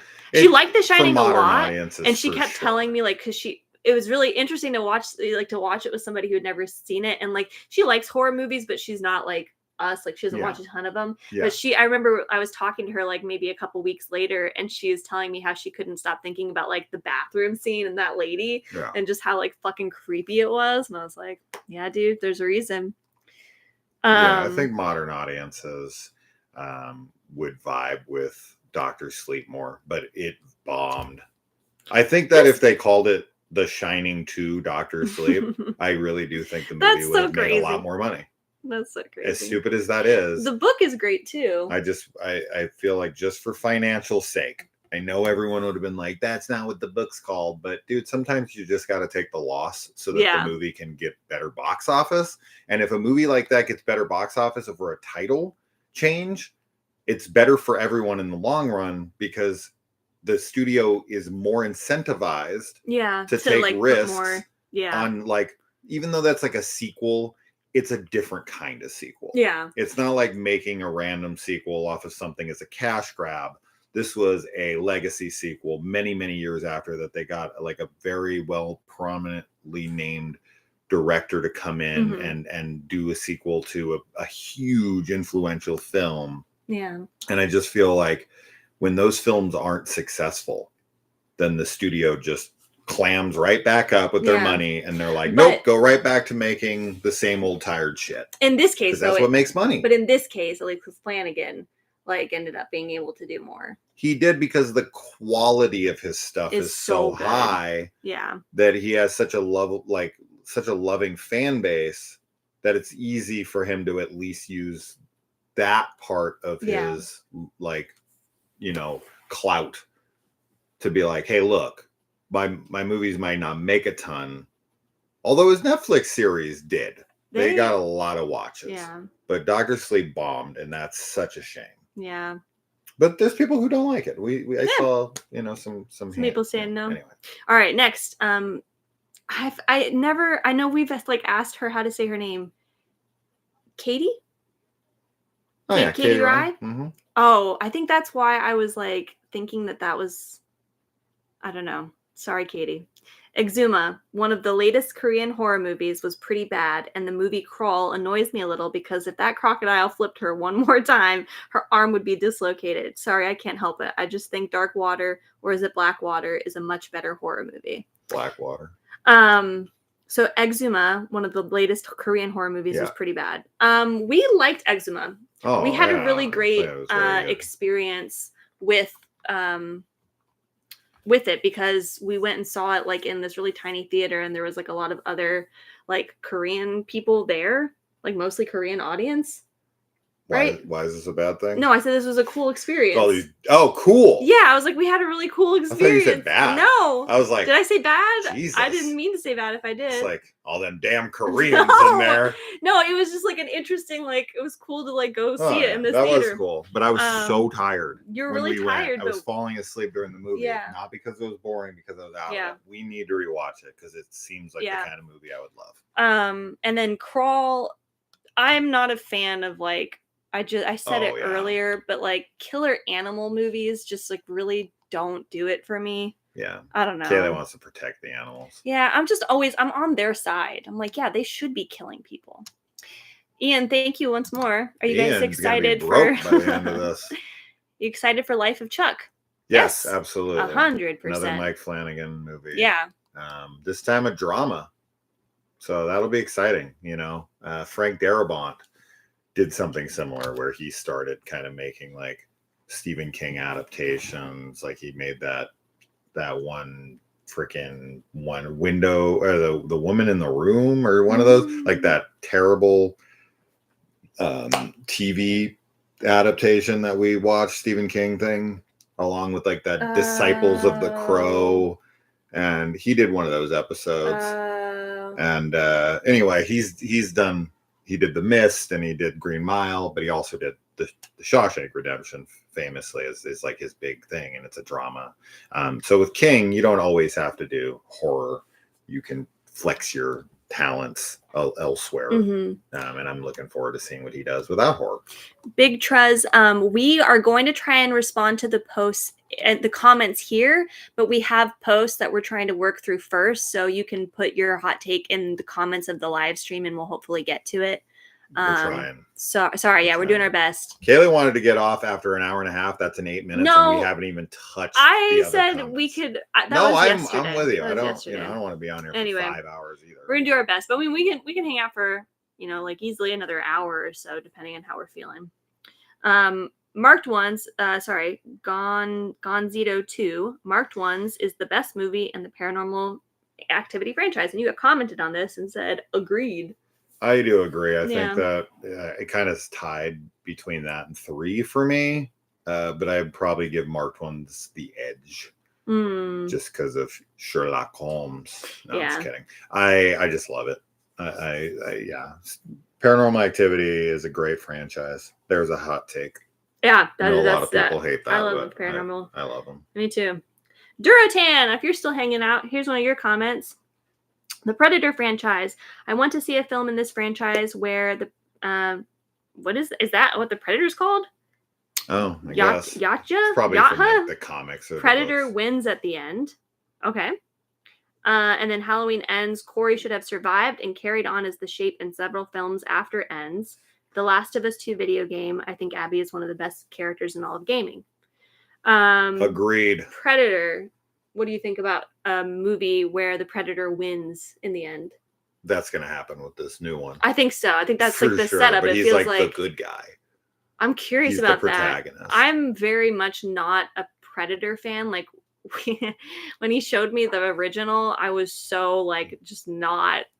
I understand the love. Don't get me wrong. It's just a guy movie. Just wasn't my thing. Yeah. But I really like this last, like the most recent one. Prey. Prey. Was really into that. So I'm actually interested in this next one. So we'll see. We'll see if that happens. Halloween Ends. Corey should have survived and carried on as the Shape. I mean, yeah. I feel like that's would have been what we wanted in a way. I think that was the plan. Yeah. And I think they got scared, and I think they pulled out of it last minute. Yeah. I think when Corey came back to life and then like gets his throat slit or whatever, he what is it again? He gets his throat slit and then Myers like breaks his neck or something. I forget how the order of events, but he gets like killed twice basically. Mm-hmm.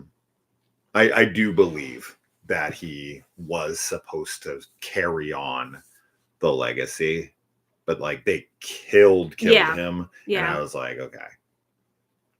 And Halloween Ends is not liked enough to bring him back. I know. It's such a shame. I love Halloween Ends. Because Michael Myers was dead at the end of Halloween 2. There for it. And they brought him back for Halloween 4. Would have been so there for it. You can do it. Yeah. And then The Last of Us 2, we love Abby. We're big Abby fans in this house. Ian, you really are trying to go broke. He is, man. I recently made my own version of the Halloween theme that kind of gets electronica and psychedelic. If you guys want to hear it, I'd love to hear your feedback. Yes, where you can send it. I don't know where the my email address. Yeah. That's in the comments. sinistercinemareviews@gmail.com. Yeah, we'll definitely listen to it. Dick pics as well. No, don't send those. No. All right. Doctor Who or D Who Lover. Remakes and reboots. I don't mind them at all if they have something new to add or a different focus. Nostalgia glasses mean some films now get treated like unassailable classics that make me shake my head a little. The one coming to mind right now is I Know What You Did Last Summer. I remember when the first one came out, it was definitely a phenomenon, but nobody was claiming it was a cinematic masterpiece or anything. Now I see it lumped in with some other films that are objectively great, and it's kind of funny. That said, I applaud people who are pursuing original stories and projects. I just think very little existing film IP is so sacred it can't ever be touched by a director with a fresh vision. If it doesn't work, the original is still there to enjoy. Absolutely. We say that literally all the time with like remakes or reboots. That it's like if you don't like the movie, you have the original. It doesn't change anything about the original. I've somewhat changed my opinion on this to a degree very recently. Not fully, just a tiny bit. So when it comes to franchises having a whole plethora of films in it, I do feel like it can sort of hurt the original just by association, right? Because like when you bring up the Saw movies, because a lot of people hate the sequels, which I just don't get personally. I love them, but regardless, it actually has a negative outlook on the first film that kind of gets lumped in with the rest. And this absolutely happens with the Resident Evil movie. So the original Resident Evil movie with Milla Jovovich, like the OG one, was a very fun, cool film at the time when it came out. But because the sequels that came out were made by the same people and had all the same people in them, and they were like one after the other, I think when people mention those movies now, they just kind of like overall just like those are bad. And it actually does kind of hurt the memory of how cool the first one was when it came out. Yeah. Because it kind of just gets lumped in. I guess that's a good point. I never thought of it like that. I kind of hate the Resident. Like I hate the Resident Evil. Like if there's enough bad movies that come out after, I guess that is a good point. But I totally know what this person's saying. Obviously, it doesn't change the film at all, right? It's still the film that it is. But the legacy of that film has been tainted. Yeah. because when you bring up the Resident Evil movies, Yeah. people just kind of collectively groan. Yeah. Because those movies, for the most part, are pretty hated by everyone. Yeah. And it's like that does kind of suck. Yeah. Because I do think the first film, while it has nothing to do with the video games, really, I still think it's a cool film for the time in which it came out, and I really enjoyed it then. But man, you can't talk about it now without like everyone being like, "Oh, yeah, the Resident Evil." I don't movies. like Resident Evil. I don't like the original either. I know you don't. Helsing Promise. I'm so sorry that we skipped this. We didn't do it intentionally. I didn't even notice it. Yeah, the chat moved by too fast. And thanks Maya for letting us know. Okay. Like also that they were shouting out. Sorry. Thank you, Maya. Yeah, thank you, Helsing. Are you looking forward to Zach Krieger's new movie, Weapons? Yes. I found and read the script, which matches the trailer. I'm interested to see it play out. Is Weapons the one that you were just telling me about that you were like, I'm not interested in? No, not at all. Weapons is the one with the kids. Oh, yeah. What was the one you were saying earlier to me? Anyway, you said some other one. I always forget that it's called Weapons because Weapons like doesn't make sense for that trailer. That trailer is terrifying. The kids are being used as weapons against the parents, maybe. I'm so scared. Every time you put that trailer on, like the kids just running like this. Yeah. It's a fantastic It makes trailer. me want to like crawl out of my skin. Very long legs. Very long legs. They released a real trailer recently, which was much more like traditional. Yeah. Which was fine. I mean, I that trailer was fine, but the like ominous, ambiguous, like teaser is much more up my ass. Oh yeah, we would have seen it just on that. When you say you found and read the script, you mean the script of the movie? Yeah. How'd you get that? I don't know. I don't know. Yeah. That's cool. That's really cool that you got to read it. There. But you're interested to see it play out. Yeah, we'll definitely be doing a review on it for sure. Obviously, it's pretty anticipated for us. I think it's up there as like could be a top of the year. It has potential, like based on the trailer. It's my most anticipated. Yeah. Currently. Yeah. Thanks again, and sorry we missed you. But yeah, if anything like that happens again, guys, like feel free to let us know because the chat kind of like if we don't get to it quick.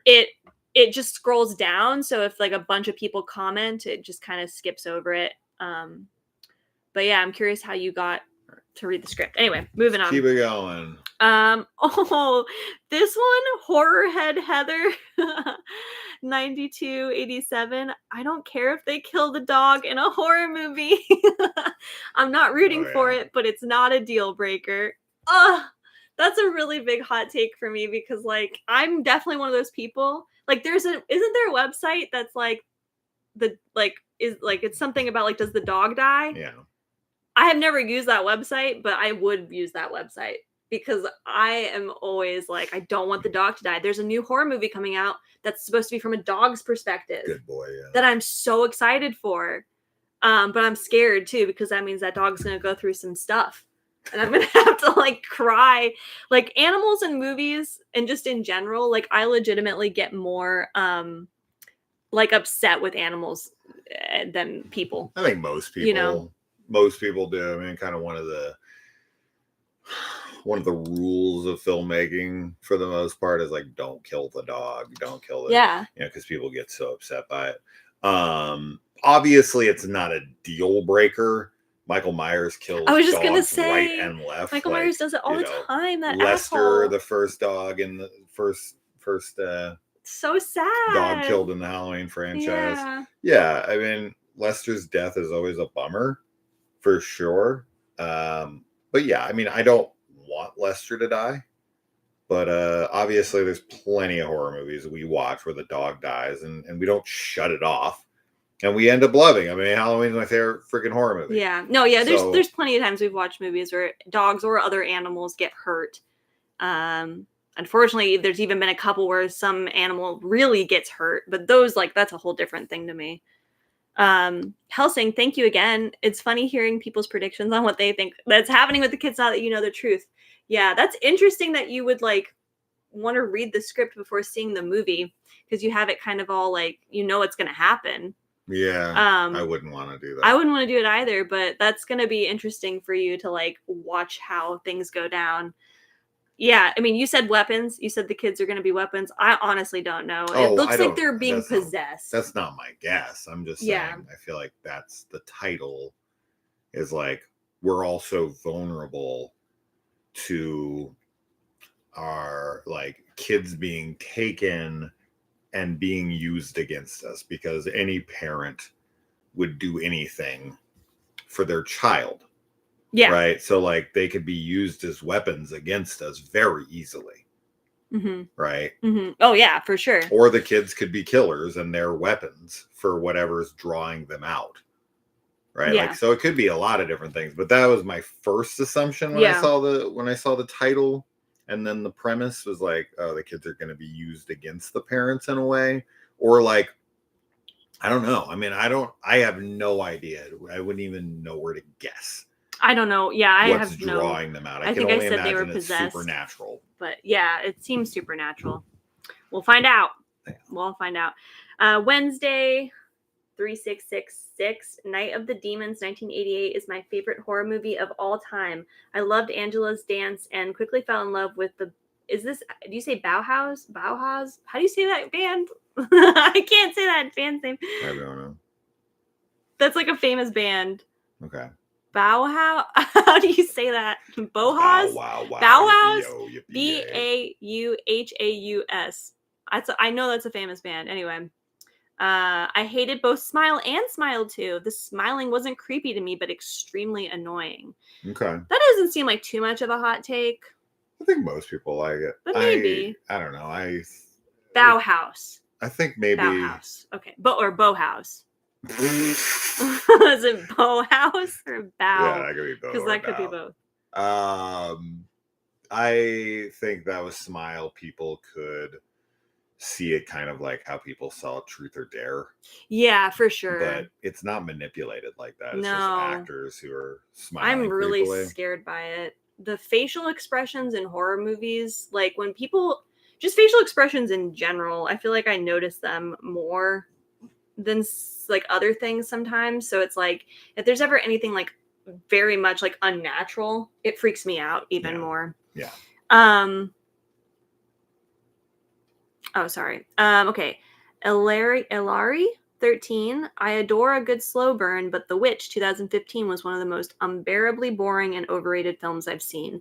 Unlikable main character and a rather mundane plot. I know, that there are different themes, but The Devil's Bath gave me more the feeling I was looking for in The Witch. The former stuck with me, and the latter just left me annoyed. Lol. I don't think it's a hot take. I mean, there's so much division, so much split on The Witch. Mm-hmm. Right. Mm-hmm. So we definitely said that the Devil's Bath, like when we watched it, it does have like a similar vibe to The Witch. 100%. But I love both. I do too. But I'm a big fan of both. The Witch is super slow. It is slow. I don't blame anyone for being bored. If you're not vibing with it, any slow burn horror movie or any slow burn movie you're not vibing with, you're going to be bored with. Shit, even any fast paced movie. Oh God, yeah. That you're not vibing. There's so with, many times we watch movies that Okay, Wonder of You 70. The Curse of Michael Myers theatrical cut is the second best Halloween movie behind Halloween 2 original, and I will die on that hill. Behind Halloween 2? Original. Wow. Second best behind Halloween 2. Curse of Michael Myers theatrical. It's always about Halloween. I mean, I loved Halloween 6 theatrical when I was a kid. It came out in 95. I was 13 years old, saw it in theaters, was in love with it. And I even came downstairs and made a proclamation to my family that it was my favorite Halloween movie. They didn't care. They were like, cool. I literally I came halfway down the stairs and was like, I have an announcement. Halloween 6 is my new favorite Halloween movie. And they were like, it's like that scene where people are typing, they look up. And then they go back to what they're doing. Nobody gave a shit. And I was like, fuck you guys. I've definitely changed that opinion since. Yeah. But yeah, it really got me at the time. We're almost at the end of this post, which is good. Gargano A, Scream 3, though ranked low by most fans, is much more fun and pleasant to watch than both of the cold mechanical entries in the franchise engineered by Radio Silence, parts 5 and 6 combined. Combined, wow. Interesting. I definitely Scream 3? disagree with that. I do too, actually. But maybe it's a hot take. I don't actually really know where. That's a hot take, 100%. Yeah, I was gonna say like Scream 3 is the most disliked. I don't really know where like the Scream fans lie. 3 is the most hated for sure. Without question. Opeth Michael Myers is boring. He doesn't do much except stab. I agree. CMT 12875, Dawn of the Dead 1978 and Day of the Dead 1985 are borderline unwatchable to me. Which ones? Dawn of the Dead and Day of the Dead are borderline unwatchable. You agree with the first one? Yeah. You don't like it? I'm not a Romero fan. Later, Brody. Yeah. I love Day of the Dead. I love Dawn of the Dead. But I love Dawn. I would need to. I don't know. Those are ones that I'm always like, I gotta go back and like. You like see. Day. I liked Day, but like with Dawn and like Night of the Living Dead. Yeah. God. Yeah, you hated God. Night and Dawn. Don't even get started. But I feel like I should, because I love zombie films. Like zombies are one of my favorite subgenre of horror. So it's like for me to not like those movies feels very blasphemous. Yeah. S. Holt 61. Jason X is a top 5 horror movie of all time. Holy shit. That's pretty crazy. All time? All time is crazy. Whoa. Okay. That's fine. Yeah. It's not for me. But I'm really glad that you like it. It's a cool movie. For the Friday. I mean, like, it's one of the more unique Fridays, right? I enjoy the hell out of Jason X, but top 5 of all time? I thought he was going to say top 5 of the franchise. All time. And I would have been like, okay, like I could see that. Of all time is wild. Yeah. But that's fine. All right. Last one on this is Albion Sales 2538. The Wailing is such a great horror movie. That doesn't feel like a hot take at all. I feel like Ian feels like he has to pay for every comment he puts. And he does not have to. I sent my Halloween theme to your email. Enjoy. Thank you so much, dude. We'll check it out for sure. Okay, so now I'm going to go through. There's one other post on YouTube. Yeah, the one I just has a couple on there. Well, it has 16. But all right, I'm going to do this. We're going to hopefully get over. Maybe after this, we can go over to the like chat. This is the. Okay. It's 3 minutes long. We'll definitely check it out. Yeah, for sure. I wish we could play and it would sound good, but it won't. It'll be garbled over this. Okay, I'm going to go to the oldest first. Big Truz. I think you're in the comments here. Okay. If you're still here, I mean, I know you were here. Here's one I'm sure I'll get flamed for. Let's see. But the Terrifier franchise are objectively awful movies despite the impressive, even praiseworthy practical gore effects.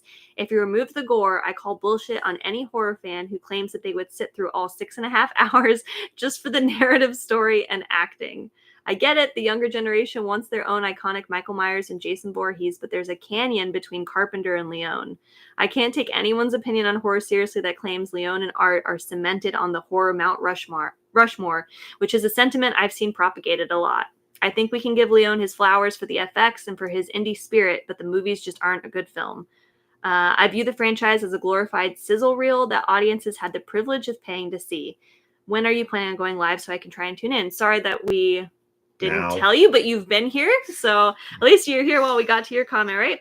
That's a great take, actually. I actually don't disagree. I don't either. This much. I don't either. I still enjoy them, but I definitely have come down on them. The more I think about them and the more I talk about them. Kaylee 100% agrees with you. I was like really excited. Kaylee hates on the Terrifier franchise often. Yeah, and it sucks because. But it's exactly like what you said, though. Like, I feel like if you take away the, like, gore and effects, like, the narrative sucks. The acting isn't amazing. The one part of this that I will say, though, that is, like, I don't think is right, but it's only because, like, I think Art the Clown has become very iconic. 100%. Like, even though we maybe aren't, like, big on him, I don't think there's any denying he's going to be, like, a very iconic slasher. That he is going to be up there on the Mount Rushmore. Do I think he deserves to be up there? I don't know. I mean, like, I guess it just depends on what you think, because those movies, even if they're better than the Terrifier films, like, there's a plenty of of Halloween films that suck. Like there's, right? Same thing with Friday. Like not all of the movies in those franchises are amazing. And they're iconic too, right? So he's an iconic slasher. Yes. So so all art needs to do is be memorable and give us great kills and do the killing very well, which is exactly what he does. You can distance yourself from the film and just look at art and what he's doing and the kills that he's bringing to us and how he's bringing them to us. And I think for that, he's an iconic slasher for sure. I don't think that's debatable because the kills that they're bringing to the table and how he's committing them is amazing and fucking like crazy. But the films themselves are not very good. No, like if you did compare those to any of Carpenter's films, like that's just, they're not even in the same league to me. Because Carpenter, like, not only is the story, like, not even talking about the Halloween, like, film, but like all of the other Carpenter films. Like he's just a great director. And there's so much going for Carpenter. Like we always talk about like the soundtrack and just like the atmosphere in all of them. Yeah, I'm definitely I get more and more down on the Terrifier films as we watch them, which sucks because like I want to like them and be like in on everything, but what are you gonna do? Yeah, I mean, I think that people were so hungry for a slasher film to come out that was brutal and super R-rated and graphic again. Yeah. That when Leone was able to bring something out that had like iconic imagery with art being a very like kind of standout looking villain that's very easy to identify. Yes. And for the kills to be very memorable. I think that really won people over. Do I think the fandom has become more obsessive than I think they probably should have on the merits of the film? Yes, but I think their argument would be like, all these slasher films are like lowbrow and this and that. And it's like, there's definitely a different quality without question to the Friday the 13th. They feel like actual films as to where the Terrifier films feel like student projects. Right. They don't have the same like just vibe to them in general. Yeah. And like also we love gore. We're huge gore hounds here. Yeah. But I mean, if you look at like, kills. I mean, Halloween, hello, there's no gore in Halloween. I love Lauren Lavera as a person. I do too. I think she's fantastic. You know, as a person, and she's cool in the movies. I don't dislike her acting. I'll say that. Like I don't think that she has any. I think she's a good actress, and I think she definitely deserves the love that she's getting. But like, yeah, I mean, as far as like the rest of the cast, I don't know. I didn't like this newest one. I'll tell you that. I was like, I really didn't like it. Okay, next up. Thanks, Big Truz. I'm glad we got to answer you while you're here. I don't know. I know we've answered a couple people's that are here too, I think. Shane6 says, hot take. I don't think Tobe Hooper is as legendary as we think after Turner. I agree. That's funny. I almost said Turner Classic Movies because it was TCM. Yeah. Texas Chainsaw Massacre. None of his movies really hit the spot the same way. One more, I don't think that Rob Zombie has made any bad movies, but some are better than others. All good still. Rob Zombie movies. I definitely don't like all of his movies. I haven't seen all of his movies. But I agree with Tobe Hooper. I don't think he's a very solid director. Yeah, yeah. I think he kind of got lightning in a bottle with Texas Chainsaw, and I don't think he's ever been able to get even remotely close with any of his films since. So, yeah, I think most people just kind of give him the iconic status because of Texas Chainsaw and Poltergeist. Mm-hmm. But I'm also one of those people that believes that Steven Spielberg kind of like ghost directed. Yeah. Poltergeist, because if you watch that movie, it is so obviously Spielberg feeling. Yeah. And since he was on the set and everything, I don't know. I feel like he was like, how about we do this instead? Yeah. I think you're right. If you told me Spielberg directed, you wouldn't be surprised. Poltergeist, I would never question it for a second. Yeah. But if you were like, the Texas Chainsaw Massacre dude did this, I'd be like, no, the fuck he did not. Yeah. I'm glad that you also think Turner Classic Movies, because every time I see TCM, it's been so long. I don't have that subscription. I haven't watched Turner Classic Movies. It's still a thing though, right? Like, don't they still have like, I don't know, box sets or something? I like classic movies. Anyway, Johnny Recaps. Johnny Recaps was in here earlier. Yeah. Hey, great idea. I'm looking forward to this. My horror hot take. In 2018, Ari Aster made such a huge impression on horror with his debut feature Hereditary, it caused James Wan to panic. Realizing how fresh and different Aster's approach was compared to Wan's own predictable color-by-numbers jump scare patterns, he tried something unique and different himself, hence Malignant. If you compare the setups in both films, they set the tone with a vulnerable female experiencing a devastating personal tragedy in the opening minutes, and both characters react with crying so loud and raw it unsettles the audience. I connected the two things during the Malignant press tour. One of the first sentiments Wan expressed in interviews was, you just got to be bold, you've got to take chances, because if you don't, you end up making the same old thing over and over again. Coming from the man who'd been making the same old thing over and over again for years, I don't think this was a coincidence. I mean, I think that's interesting. I think that with artists, they usually have like certain artists that they revere and keep them pushing the envelope. Right, when somebody comes out with something, I think rivalry is a great like motivator for and art. Inspiration. Right, like Schwarzenegger and Stallone had a huge rivalry in the 80s, and I think that we all benefited from it, like us guys that were like into that shit, or women, I'm sure some of them were as well, but I grew up on the Stallone and Schwarzenegger films, and they've talked at length about how much they had a rivalry with one another and how much that pushed them to do bigger movies and take bigger risks. And I think that's a great thing. So if you feel like, but here's the funny thing.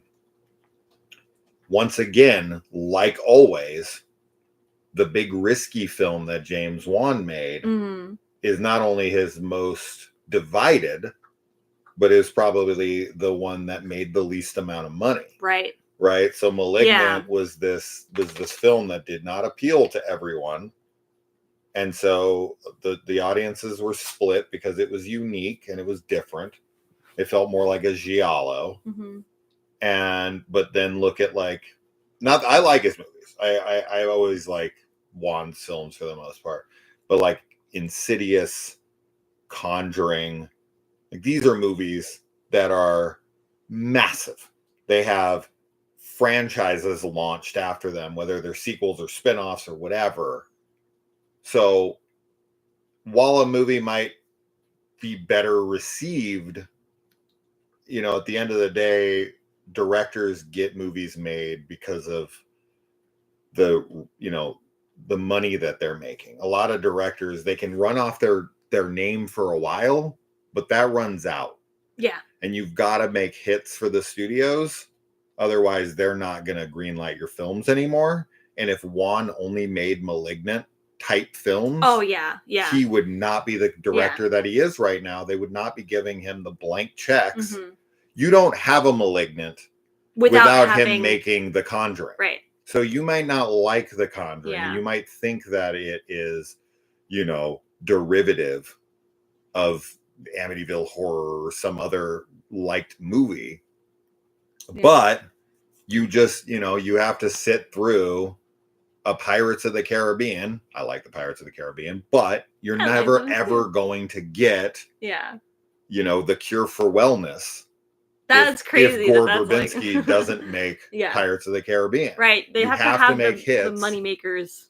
To be able to make, And sometimes you can do both.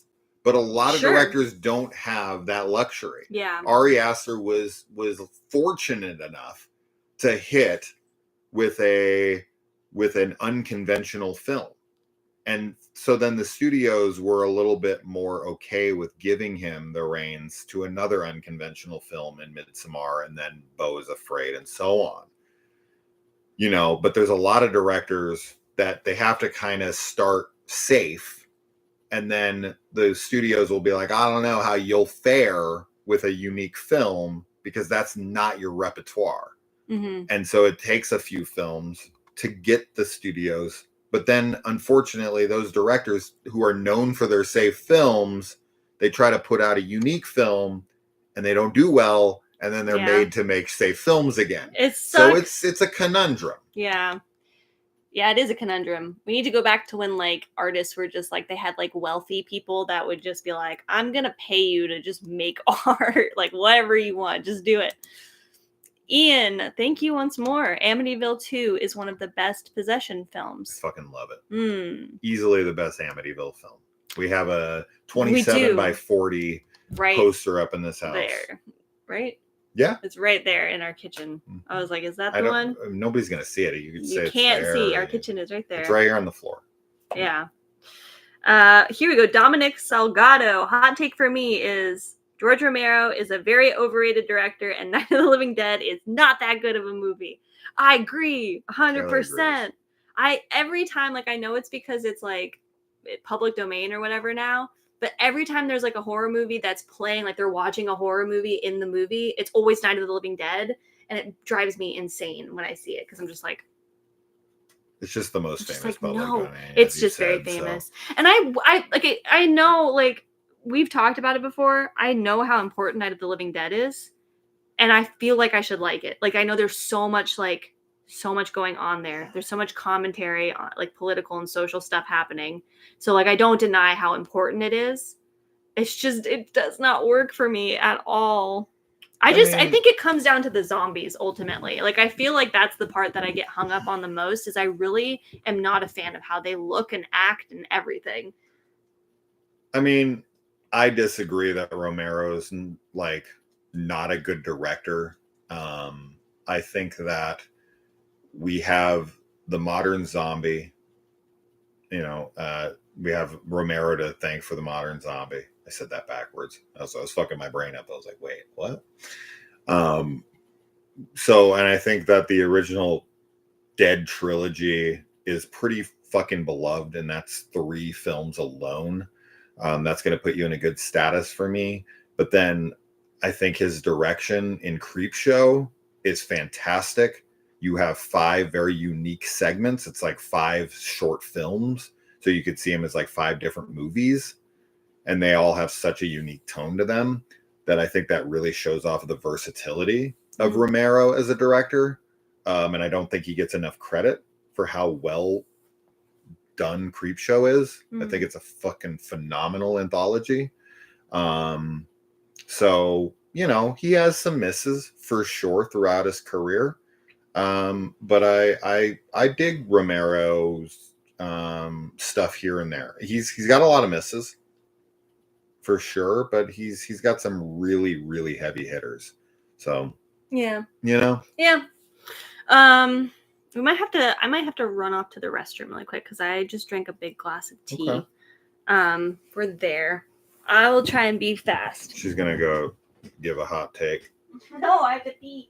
No. All right.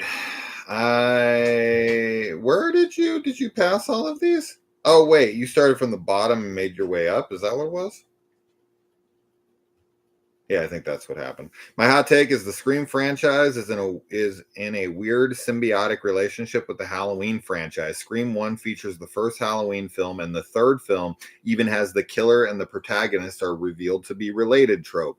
Then, following Scream's success, Halloween H2O releases with an obvious tone shift to rematch the Screams and features a soft reboot with the returning original lead having to save the next generation of victims.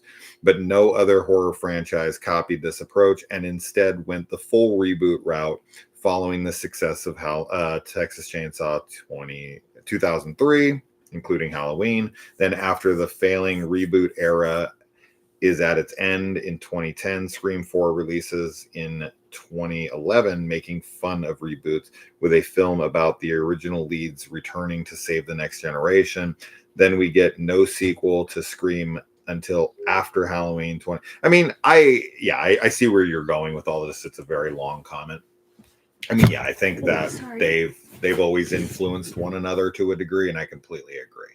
I think that Scream was a response to the slasher craze started by Halloween, and then Halloween started following Scream by H2O mimicking Scream, and then Halloween 2018 came out, and Scream kind of rebooted and also, you know, had the title thing where it was just called Scream. And yeah, I agree. I mean, I don't think this is a hot take. I think this is just a good observation. Okay.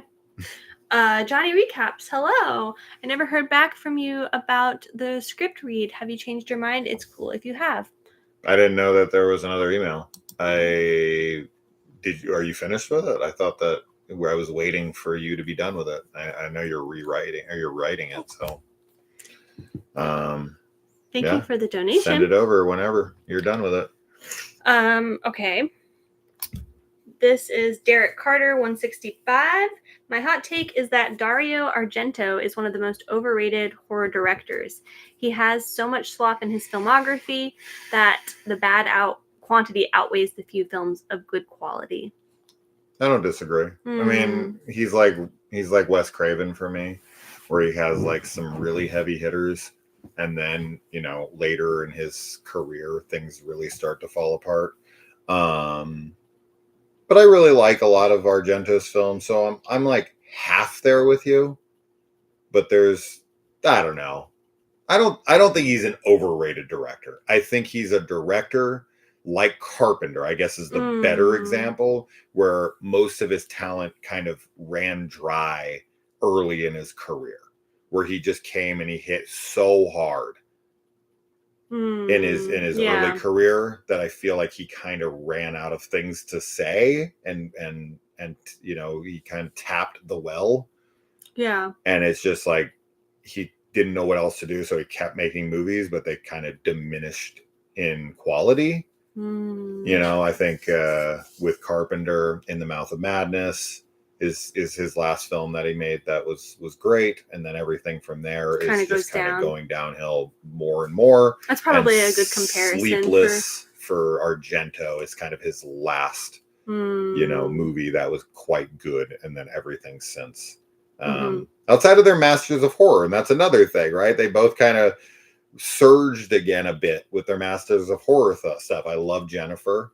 Oh yeah. And I love Cigarette Burns, right? And then he did like Pelts and Pro-Life, which I haven't seen yet. Pelts is like actually the next one. Is the next one for us to watch. So there, I feel like Argento is the Italian Carpenter. That's a good little Rob Zombie Fretful Banjo. Rob Zombie H2 is better than the original Halloween 2. Rob Zombie's Halloween 2? Yeah. I told you, there's a lot of Rob Zombie love. Better than the original Halloween 2? I mean, I don't know. It has some better moments. Yeah. Like the acting of Brad Dourif. Sure. When Annie dies. Yeah. Is excellent. And I think the Annie death and all of that, like surrounding Annie's death, when Scout Taylor Compton's Laurie comes in and finds her dead, and the heart, like the like kind of like loud editing of like Annie being thrown around as the drama is happening. I think that whole scene is phenomenal and one of the best scenes in the franchise. So I can see for sure why people would find it a better film. But I mean, it's Halloween. It's got that nostalgia for me. I know. I like when Michael drowns that nurse in the hot water. In the original too. In the original too. I like the boobs. Yeah. Guillermo, I can't say his name. Canales. My hot take is the Mimic 3 Sentinel is just as good or possibly better than the first Mimic from Guillermo del Toro. I don't know why I can't say that. Guillermo del Toro. Yeah, you're trying to pronounce the G. I know. It's Guillermo. I know. It's all right. You're good with Japanese. I'm good with Spanish. Do you think the Mimic 3? Yes, you are. Better than me for sure. Easily. I don't remember it very well. I remember it mostly takes place like outside a woman's like window, out on like like out on the street. I've never That's seen like this something movie. I remember about it, unless I'm mistaking it for something else. But I'm almost positive. I don't think it's at the quality of Del Toro's film for sure. But Guillermo del Canale's freaking takes are he's definitely got a very unique take because he likes really low budget stuff that most people don't. Yeah. And he's sent me so many movies over the years. I can always just sit here and thank him. Lucy Gresham, I don't think she's in. She says here, I shall be fast asleep, I think. Have fun, lovelies. Thank you for commenting, Lucy. If you watch this later, you're always very sweet and always in our comments. We love seeing you comment on stuff.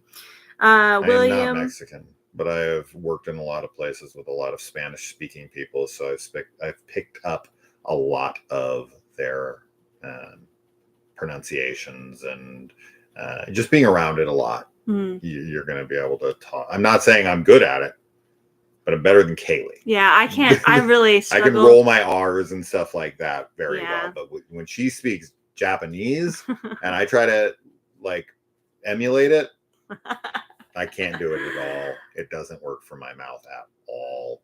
Yeah. William 3 on Fire. The Night House is super underrated. Such a great movie. Fantastic. We thought that was awesome. I don't think that's a hot take. Yeah, I don't think so either. Yeah, I think it's a split film, but I fucking love it. Actually, these last two on this are from William 3 on Fire. Okay. Should I skip that? The public domain characters being used for cheap, bland, uninspiring movies is the worst thing to happen to the genre in 20 years. We kind of talked about this a little bit earlier. What is it? Public domain characters. Oh, fuck, yeah. So we kind of talked about it a little earlier. That's not a hot take at all. Yeah, definitely not. Everybody agrees with that. Yeah. Yeah. And then their last post was Terrifier type of gory and sadistic slashers should not be copied formula. Art the Clown should be an outlier, not a trend. So I think you're saying like that you don't really like the gory and sadistic slasher. Like you don't want that to be the blueprint for slashers going on.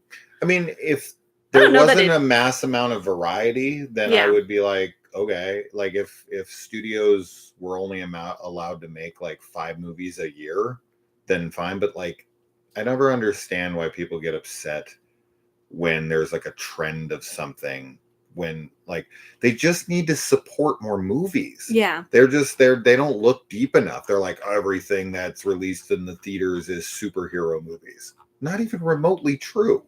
You just don't go see the other fucking movies. That's the problem. Like, how many movies do we review on this channel every year, just in the horror genre alone, that we saw in theaters? 50 plus? But then people are like, all they make is superhero movies. Yeah. Not even remotely true. Yeah. Right? And the same thing with this. It's like, if you don't like sadistic, gory films, then just ignore those movies. Yeah. You know what I mean? There's going to be plenty of movies that come out every year. I mean, I watched 301 2024 horror films last year. There was an insane amount of variety. So, I don't know.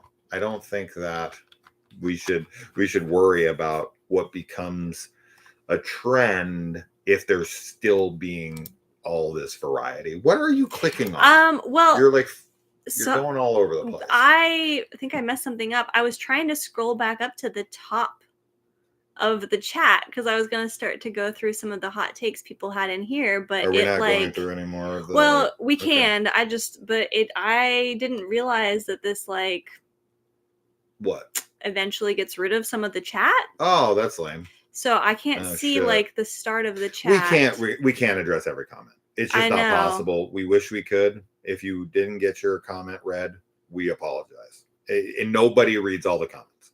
You just can't do it. Unless you have like a channel where only like one person is commenting the whole time. But like with this, we have hundreds of comments. There's no way. We'd be here all night.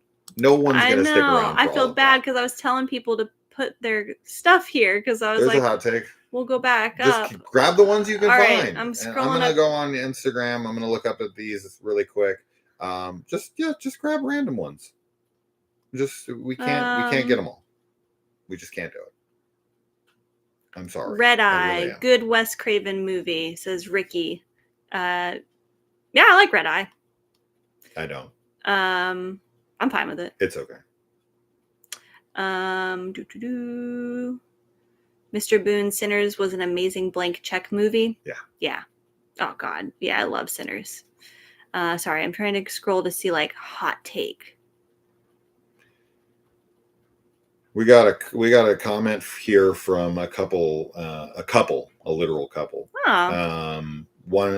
The first one says, horror comedy movies are always better than straight up serious horror movies. Shaun of the Dead is better than any serious horror movie ever.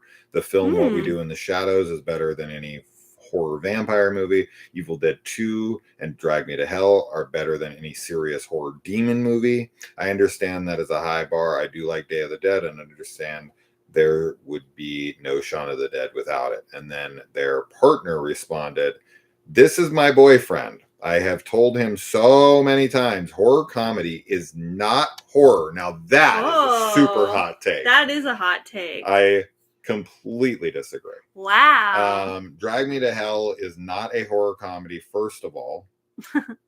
I mean, yes, it is. And the Evil Dead remake in 2013 was amazing as straight up horror. That's a direct comparison. Remake serious horror was better than the original comedy, but your point is moot because horror comedy is under the comedy genre. No, it's not. It's under both horror and comedy. This is, I mean, yeah, horror comedies are like gay porn is under. It's not porn. It's just gay.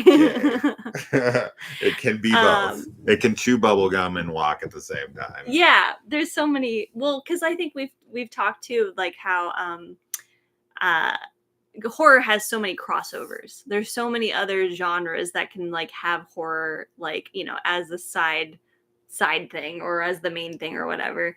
I think that horror comedies are one of those things that people like are either they like them or love them and are good with them, yeah, or they hate them. Because we always tried to mention, like, when we go to see a movie, you know, a new movie, and we do a review for it, we like to tell people, like, look, it's a comedy. It has comedy elements in it, because there's a lot of people that like they will hate it. Like if they go in thinking it's going to be serious and then there's comedy, they're like, no, I didn't want that at all. Yeah. Which is fine. They break up the tension. Yeah. There's movies that are comedy with horror elements, right? Right. Like there's movies like Warm Bodies, which is very much like a comedy movie. Yeah. That has horror elements in it, right? And then there's movies that are kind of like 50-50. Yeah. That are like horror and comedy mashed together.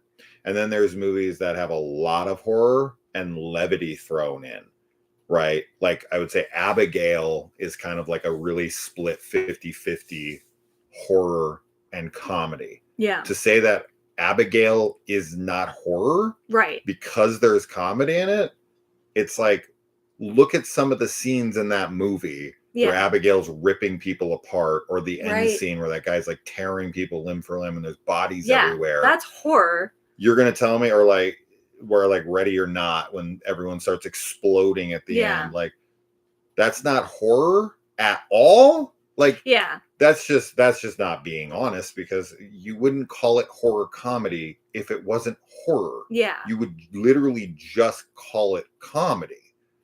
Yeah. But the fact you're admitting that it's a horror comedy, you're like, no, horror comedy is comedy. No, by your own admission, it's horror. Yes. I think, I mean, we've kind of talked about this too. I feel like horror and comedy have a lot of the same beats to them. 100%. Like if you can make people laugh, you kind of have the same type of blueprint for making somebody scared. Like it has the same, you know, it relies on tension and release and all this stuff, right? And I think that comedy and horror pair really well together. And I always have thought that. I think that there's some really amazing horror. Like, and Shaun of the Dead is like, I think that's one of the best like zombie movies out there. I love Shaun of the Dead. I think that's great.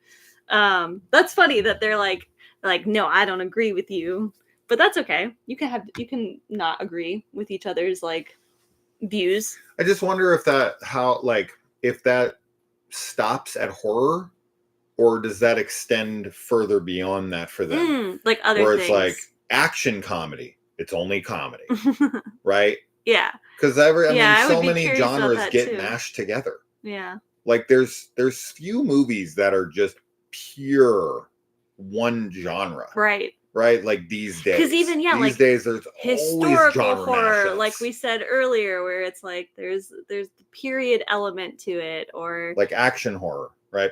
Yeah, Predator, sure, stuff like that. Sci-fi horror. Are you saying that That's another one. It's not horror because it has action in it? Yeah. Like, I don't know. Like, how far does that extend? And then even genres that have nothing to do with horror at all. Yeah. Right? Dramedies. Right. Where you have like drama and comedy. I mean, you want to talk about, that's also very polar opposites. Sadness and happiness in one movie. But there's plenty of like super sappy movies that also have a lot of really funny, dark humor in them as well. But to be like, no, it's not drama because there's comedy, or no, it's not comedy because there's drama in it. It just seems like a very limited scope. Yeah. Seems like a very narrow view of the banners. Yeah. It's like we get too much into semantical arguments. Yeah, it does get very like semantics. Maybe they're like, they're the kind of person that doesn't like their food being mixed together. Which is fine. I don't know. If you just are like, I'm purist, I want it to be like this. But it does get hard to distinguish, because then it's like, well, that might just come down to like your preference on things, or like how you view something. Well, that'd be like saying, I mean, yeah, that'd be like a jalapeno popper isn't a vegetable. Yeah. And it's like, I mean, it has a pepper in it. So technically it is a vegetable, but it's been mixed with other things. So I guess in your mind, you don't see it as one. And I can see it to a degree, but no, I mean, if it's there, it's there. But I don't get too wrapped up in it. That's all I can say to people. Yes. Like, just watch whatever the movie like, for whatever it is. Yeah. And if you don't like it, you don't like it. That's all that matters. Yeah, totally. Halloween Resurrection is better than Halloween 2018. Oh boy. Yeah, that's almost so hot I can't even look at it. It's burning my eyes. That's such a hot take. Yeah. I'm not even don't acknowledging agree, that one. Unfortunately. But that's okay. Yeah, I think they're serious too. So Duck Joystick. It's time to Don Mancini. I think it's time for Don Mancini to reboot, or at the very least majority over. Oh Jesus, this is. Want me to read it? The writing is it's okay. It's just I have a hard time reading when there's no punctuations and what's we're going to do is what it is. Essentially, what they're saying here is that they think that Chucky's went off the rails, and now we need to get back to like OG Chucky, which is kind of what Curse was, right? Yeah. Curse was supposed to be the reboot, and then it just eventually morphed into the comedy, because I think Mancini at his heart likes to be goofy. And Chucky for him is a fun thing, and he loves to insert humor into it. And it's like, how long can Chucky remain scary?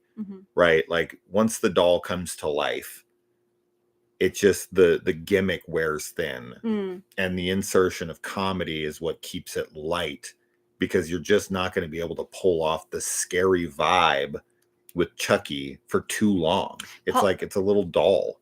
Yeah. Sorry, just Paul's here in the chat too. That he's just saying he had typos. It's okay. Oh, you're all right. Yeah. Dumbass. No. I'm just kidding. Yeah, I mean, I think I like how crazy Chucky's getting. Yeah. Like, I don't know. Chucky as like the Child's Play franchise and everything, like all of it really works for me.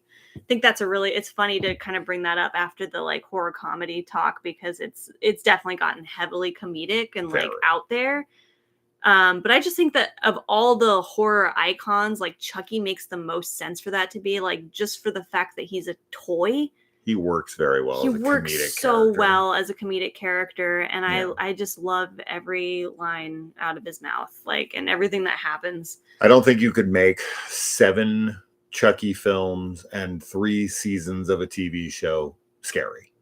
I know, and like, don't think the first hold that tone, right? Like the first 2 films really are kind of like, and then was it Curse, did you say? Like the more serious ones. Yeah. And I love Child's Play too. Like, that's my favorite Chucky.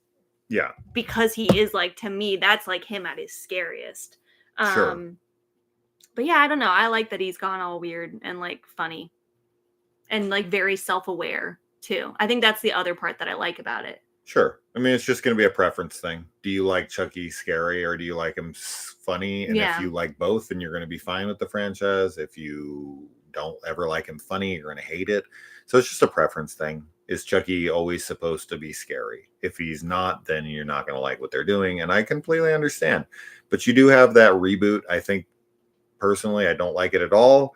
But they're trying to do a little bit more serious-ish. Mm-hmm.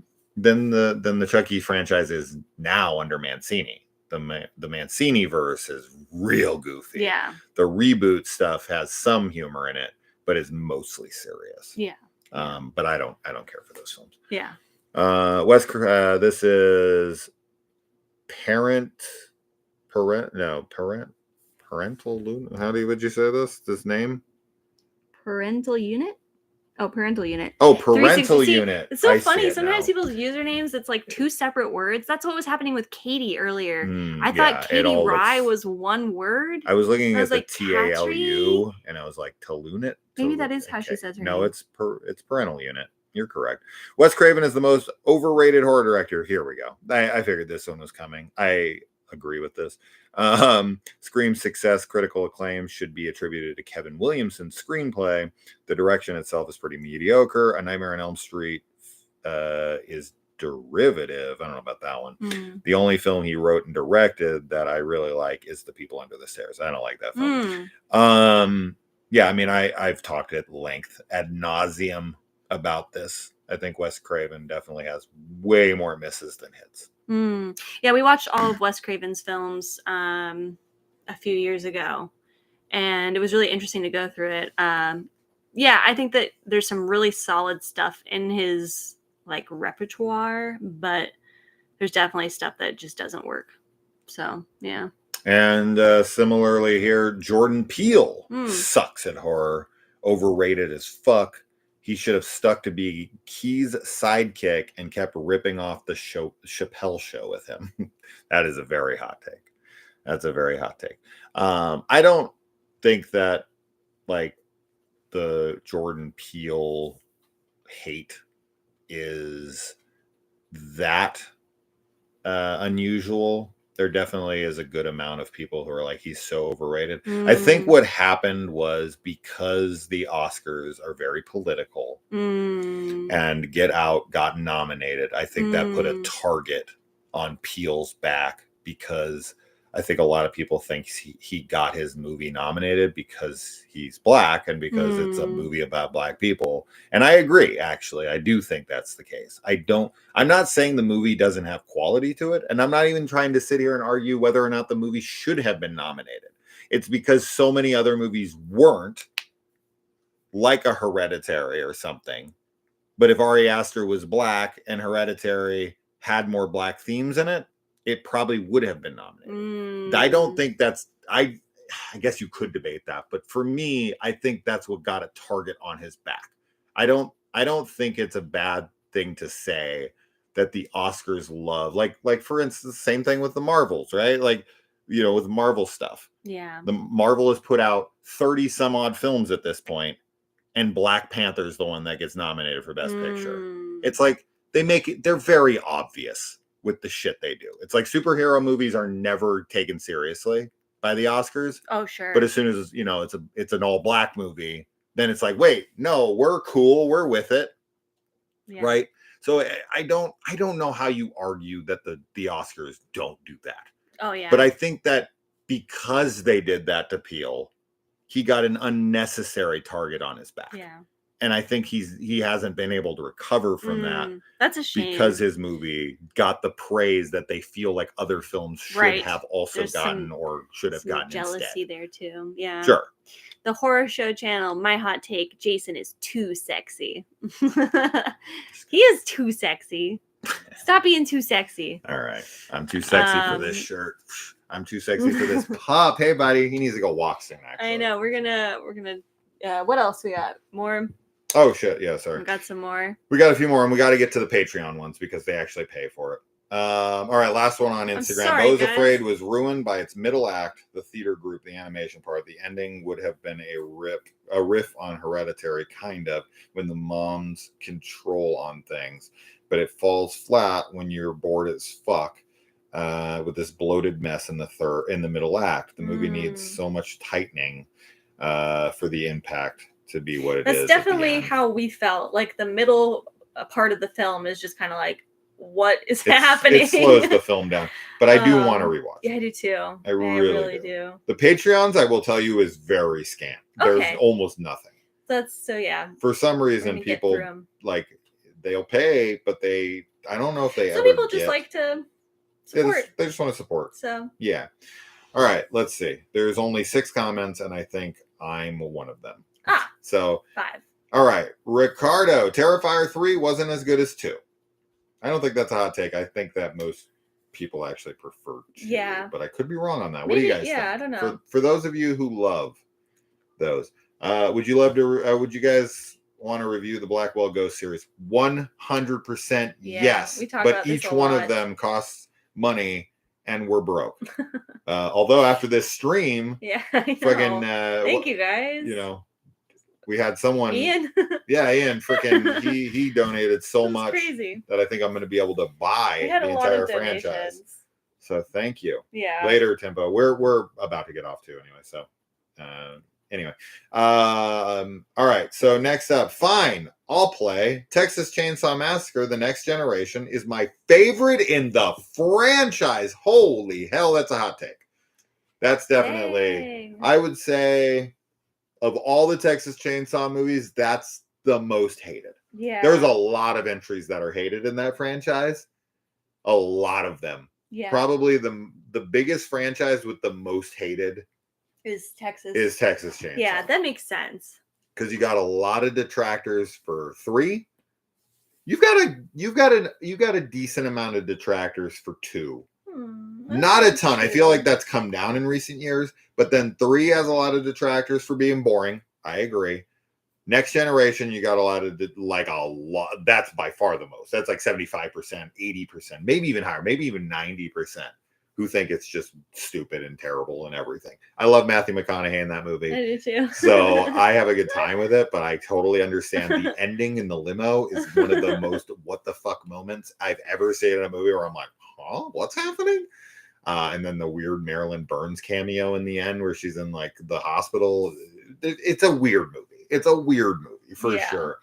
And then the beginning gets a lot of hate, which is bizarre because I think it's a really solid prequel to 2003 Texas Chainsaw. And then 3D is super fucking hated. I also don't like it at all. It makes no sense. How is that girl fucking 20 when she should be like 50? The movie itself is not good. You got Leatherface, which is not a good movie, mostly hated. The Netflix one, which I love for sure, is got a lot of hate. We love that one. Yeah, that one was like super hated. Super hated. So the franchise has a lot of hated movies. Yeah. But Next Generation. Next Generation being your fave of all the whole franchise. That's a rare. That's a rare one. I don't know if I've ever seen that before. Yeah. From anybody. Well, I've seen people who like it for sure. Sure. But I've never seen it their favorite in the franchise. There you go. They were like, nothing wrong. They're like, here you go. Nothing wrong with that. My pleasure, guys. Check out. I will 100% listen to your theme as soon as we're done. I would literally play it right here, but it'll sound like shit, and I don't want to do that to your music. Creep is my favorite found footage. Good stuff. As above, so below. That's your. Yeah, maybe your favorite. As above. I don't know. Well, yeah, it's one of my favorites for sure. I think it's so cool. It's a great film. We got Allie here. Allie. Everyone say hi to Allie and her new baby girl. Congrats on that. I always want to say that. I love Allie. I have 2. The Happening is an awesome horror movie and doesn't deserve all the hate. I really need to rewatch that because I also don't hate that movie, but I also didn't hate Lady in the Water, and I thought it was pretty terrible the last time I watched it. But The Happening is a silly film in concept, sort of, but it's an environmental horror, which I think Kaylee would be a big fan of. Yeah, I Like, the wanna watch trees it. are killing people, Hell basically. yeah. Like, nature is That's what killing they're gonna everybody. do eventually. They fucking should. Yeah. They fucking should. We're terrible, and we should probably all be wiped out. And I always get hyped for Blumhouse movies, and most end up enjoying the hell out of. They deserve some appreciation. Yeah. We covered all of the Blumhouse movies on here recently, me and Brandon from Exploding Heads. You guys talked about them all. I think that Blumhouse was doing very solid until the last couple years, especially this last year. Yeah. They've had a lot of really bad misses with like Imaginary and Afraid and stuff like that. But they also released The Woman in the Yard this year, which I thought was awesome. Oh, so cool. So they're, I don't know. Yeah. They're hit or miss. They're just hit or miss. Yeah. I feel like I never get worried. Like, I know some people, like, when they're like, oh, it's Blumhouse, and they're like angry about it. I do get it. Degree, but I'm never like that, though. I'm always like, okay, it could be good. 100, yeah. Like, I feel like it's just like, I'm like, I'm either going to watch a good film or I'm going to watch a bad film. I mean, that's not always the case. Yeah, no, it's always, for me, it's always a dice roll. Yeah. That's always what it is with Blumhouse. It's like, are we going to get the safe, like, preteen, freaking, entry level horror that isn't good?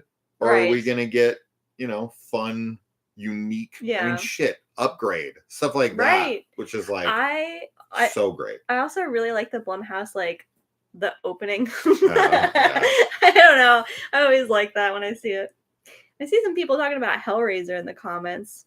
Mark Wahlberg also hates that he was in Boogie Nights, the movie that put him on the map, and is his best performance he's ever given. But because of his Christian beliefs, he's like, I shouldn't have made that movie. Fuck that. Mark Wahlberg is, I just don't like his prayer videos on YouTube. I didn't know that he would, like, I have nothing against Christians, nothing against them at all, but like those prayer videos, like, always like throw me for a loop. Chris Pratt does them too. Yeah, Chris Pratt, and then now Mark Wahlberg is like, hey, Mark Wahlberg here, like, let's just pray, and I'm like, what's happening? Like, when did you start doing this? It's funny. Yeah. Like, you must need the money, I guess. Hey, man. Or maybe you just believe in it. No, he's just a big Maybe Christian. You just have beliefs. Hey, it is what it is. It is. I think all that shit. Zach, cult, like, the whatever. Zach, you're saying that you don't like Wahlberg. Have you seen Fear? Because he's terrifying in that. I hate that movie. It freaks me out. Yeah, David's a good villain. David McCall, right? David McCall? I think that's his name in the movie. Anyway, all right. Ricky Jones, Jesus himself. Friday the 13th, part 5, A New Beginning is my favorite of the series. Okay. That's I feel like that's a movie that's gotten a lot of love recently, in the last few years, for sure. It's become like Halloween 3 of the Friday franchise. It was kind of, disowned when it was released because it wasn't Jason or whatever. And now people I feel like people are finally coming around, and I feel like that's going to happen to Halloween Ends. I do too. Yeah. I think it's already kind of happening because we have the internet now. Yeah. And I think if Halloween 3 and Friday 5 would have had the internet back then. Oh yeah. People would have been like, people would have came around to it faster. Yeah. I like Friday 5. I think it's great. Yeah. So, yeah. No, I love it. Yeah. Yeah. It's in my top 5 of the franchise. Easy. For sure. How about, yeah. And Edward Duff says, I'll bite. I found The Substance to be about as entertaining as watching paint dry. That's crazy. We've definitely had a few people that I gotta go watch paint dry. I didn't know it was amazing. I never did that before. We love The Substance, obviously. Yeah. That's funny to me because it's like, we've been talking about these movies that are like boring or like slow burns or something. And it's like, even if you hate The Substance, I just feel like there's so much happening in it. There's so much happening in it that I feel like. As a guy, I don't know how you watch The Substance and don't at you least, also get like if I'm looking at Margaret Qualley nude, I'm going to say that's probably more entertaining than watching paint dry. I'm just going to say, if you, as a straight man, which I'm assuming you are, I could be wrong, But yeah. if you think that watching paint dry is the same level of entertainment as Margaret Qualley's butthole, you see every part of her in that damn movie. I don't know, man. The substance. I fucking love it too. But I'm She's just saying. Yeah, she's gorgeous in it. And I mean, yeah, it's just, but there's so much happening in that movie. It's just such a wild ride. But I feel like, it's funny because it was like, everyone was like big on it, but we're definitely getting more and more people that are just like, nope, I didn't like it. It was bad, which is fine. Like, you can think it's bad. You can not like it. Totally fair. But, I don't know. Definitely one that I don't really understand though, I guess. So Yeah. yeah. All right. Well, I don't know. I think we got to wrap this up. We got a lot of comments I wish we could get to. I told Maya y'all says the substance made me laugh so much. Yes, it was great. Ugh. My My ex and I enjoyed her booty that whole movie. Bless her by soul. So, yeah. Yeah. Bi people are the best. We're wrong about Tobey Hooper.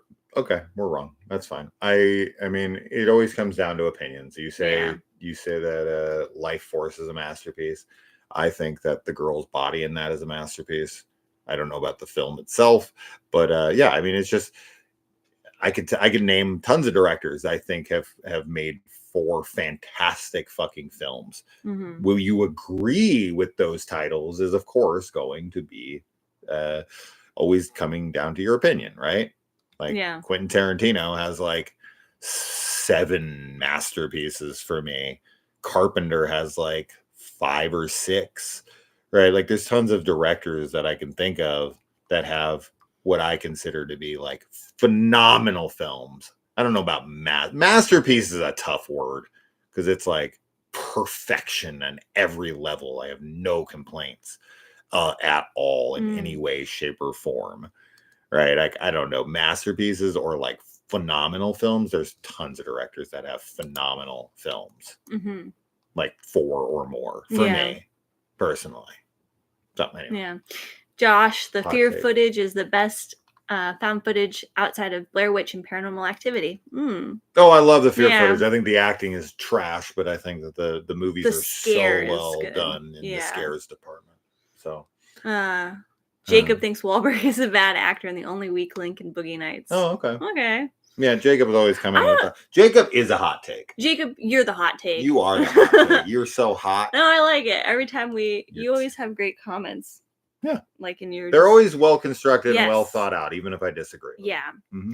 I don't think I've seen a ton of Wahlberg stuff, but like I liked him in Boogie Nights and he really scares me in Fear. So I don't know about his act. I think his acting in Fear at least is good, but I only in as much as I'm like I don't ever want to be around him. I love the movie Pain and Gain with him and The Rock and Anthony Mackie. I think that movie's hilarious. Yeah, I've never seen that movie. Yeah. Anyway, right. we should probably cut it off there. So, yeah, I'm really sorry. I know I told everyone, I was like, put them in the comments. We'll get to it. We were not going to go 2.5 hours. We went way over that. I guess I'm just sad that the comments, like, I know. Like, that they went away because we should have gone through them more. We tried. Really sorry. We really did try. We'll hopefully be able to get to, like, another live stream sometime. I only got into 2 fights.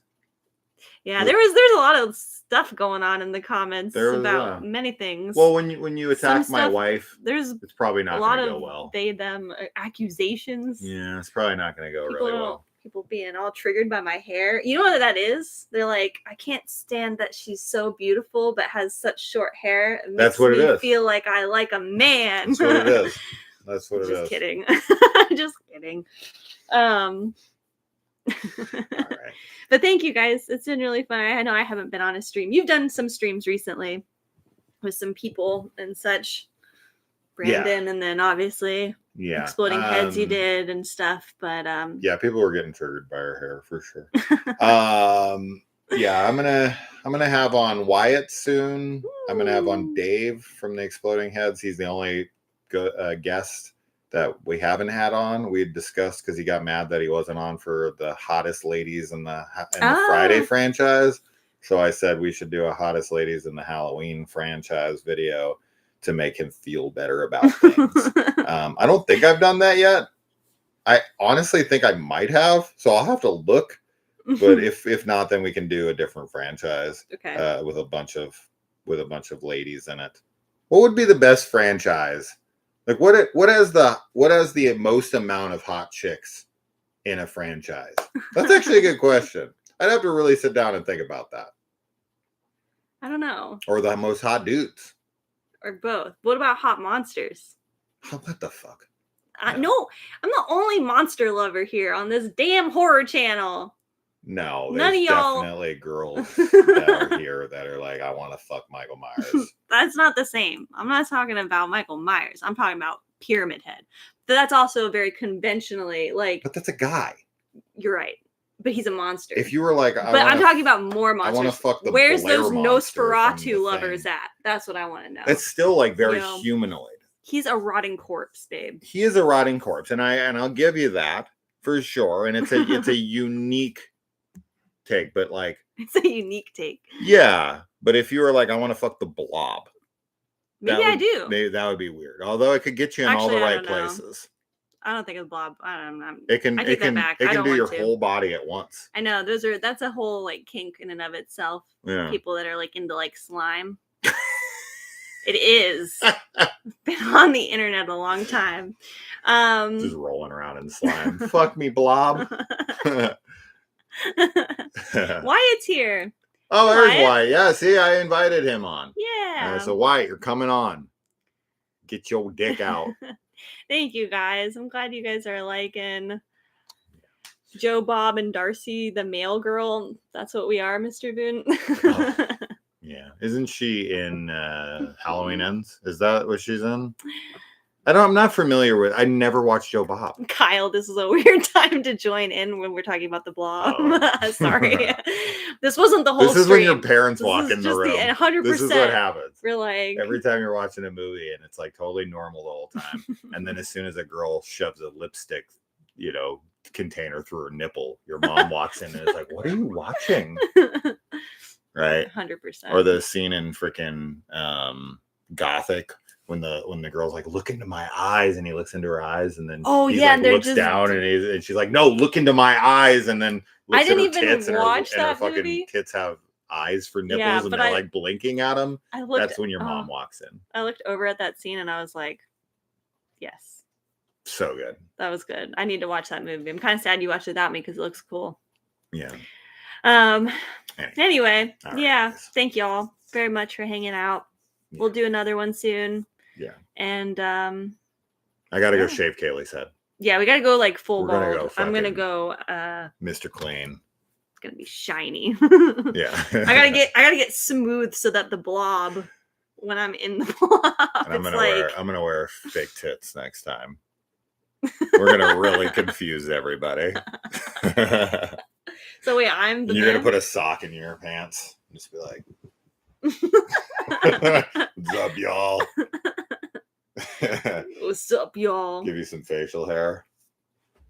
I'd look good with a beard. No, you would not. No, you would not. If I was a man, would I be handsome? I don't know. You would have much less sex. With you. Yeah, right. Not with other people. All right. Okay. We're done. Guys, we're done. Kaylee goes full, just one of the guys. Hell yeah. Yes. Let's do it. All right. All right, guys. We got to go. Have a good night. 2 hours and 42 minutes. That's the longest stream I think you and I have ever done together. So. It's down there. End stream. All right, guys. Bye. See you next time. Boom. That's stream.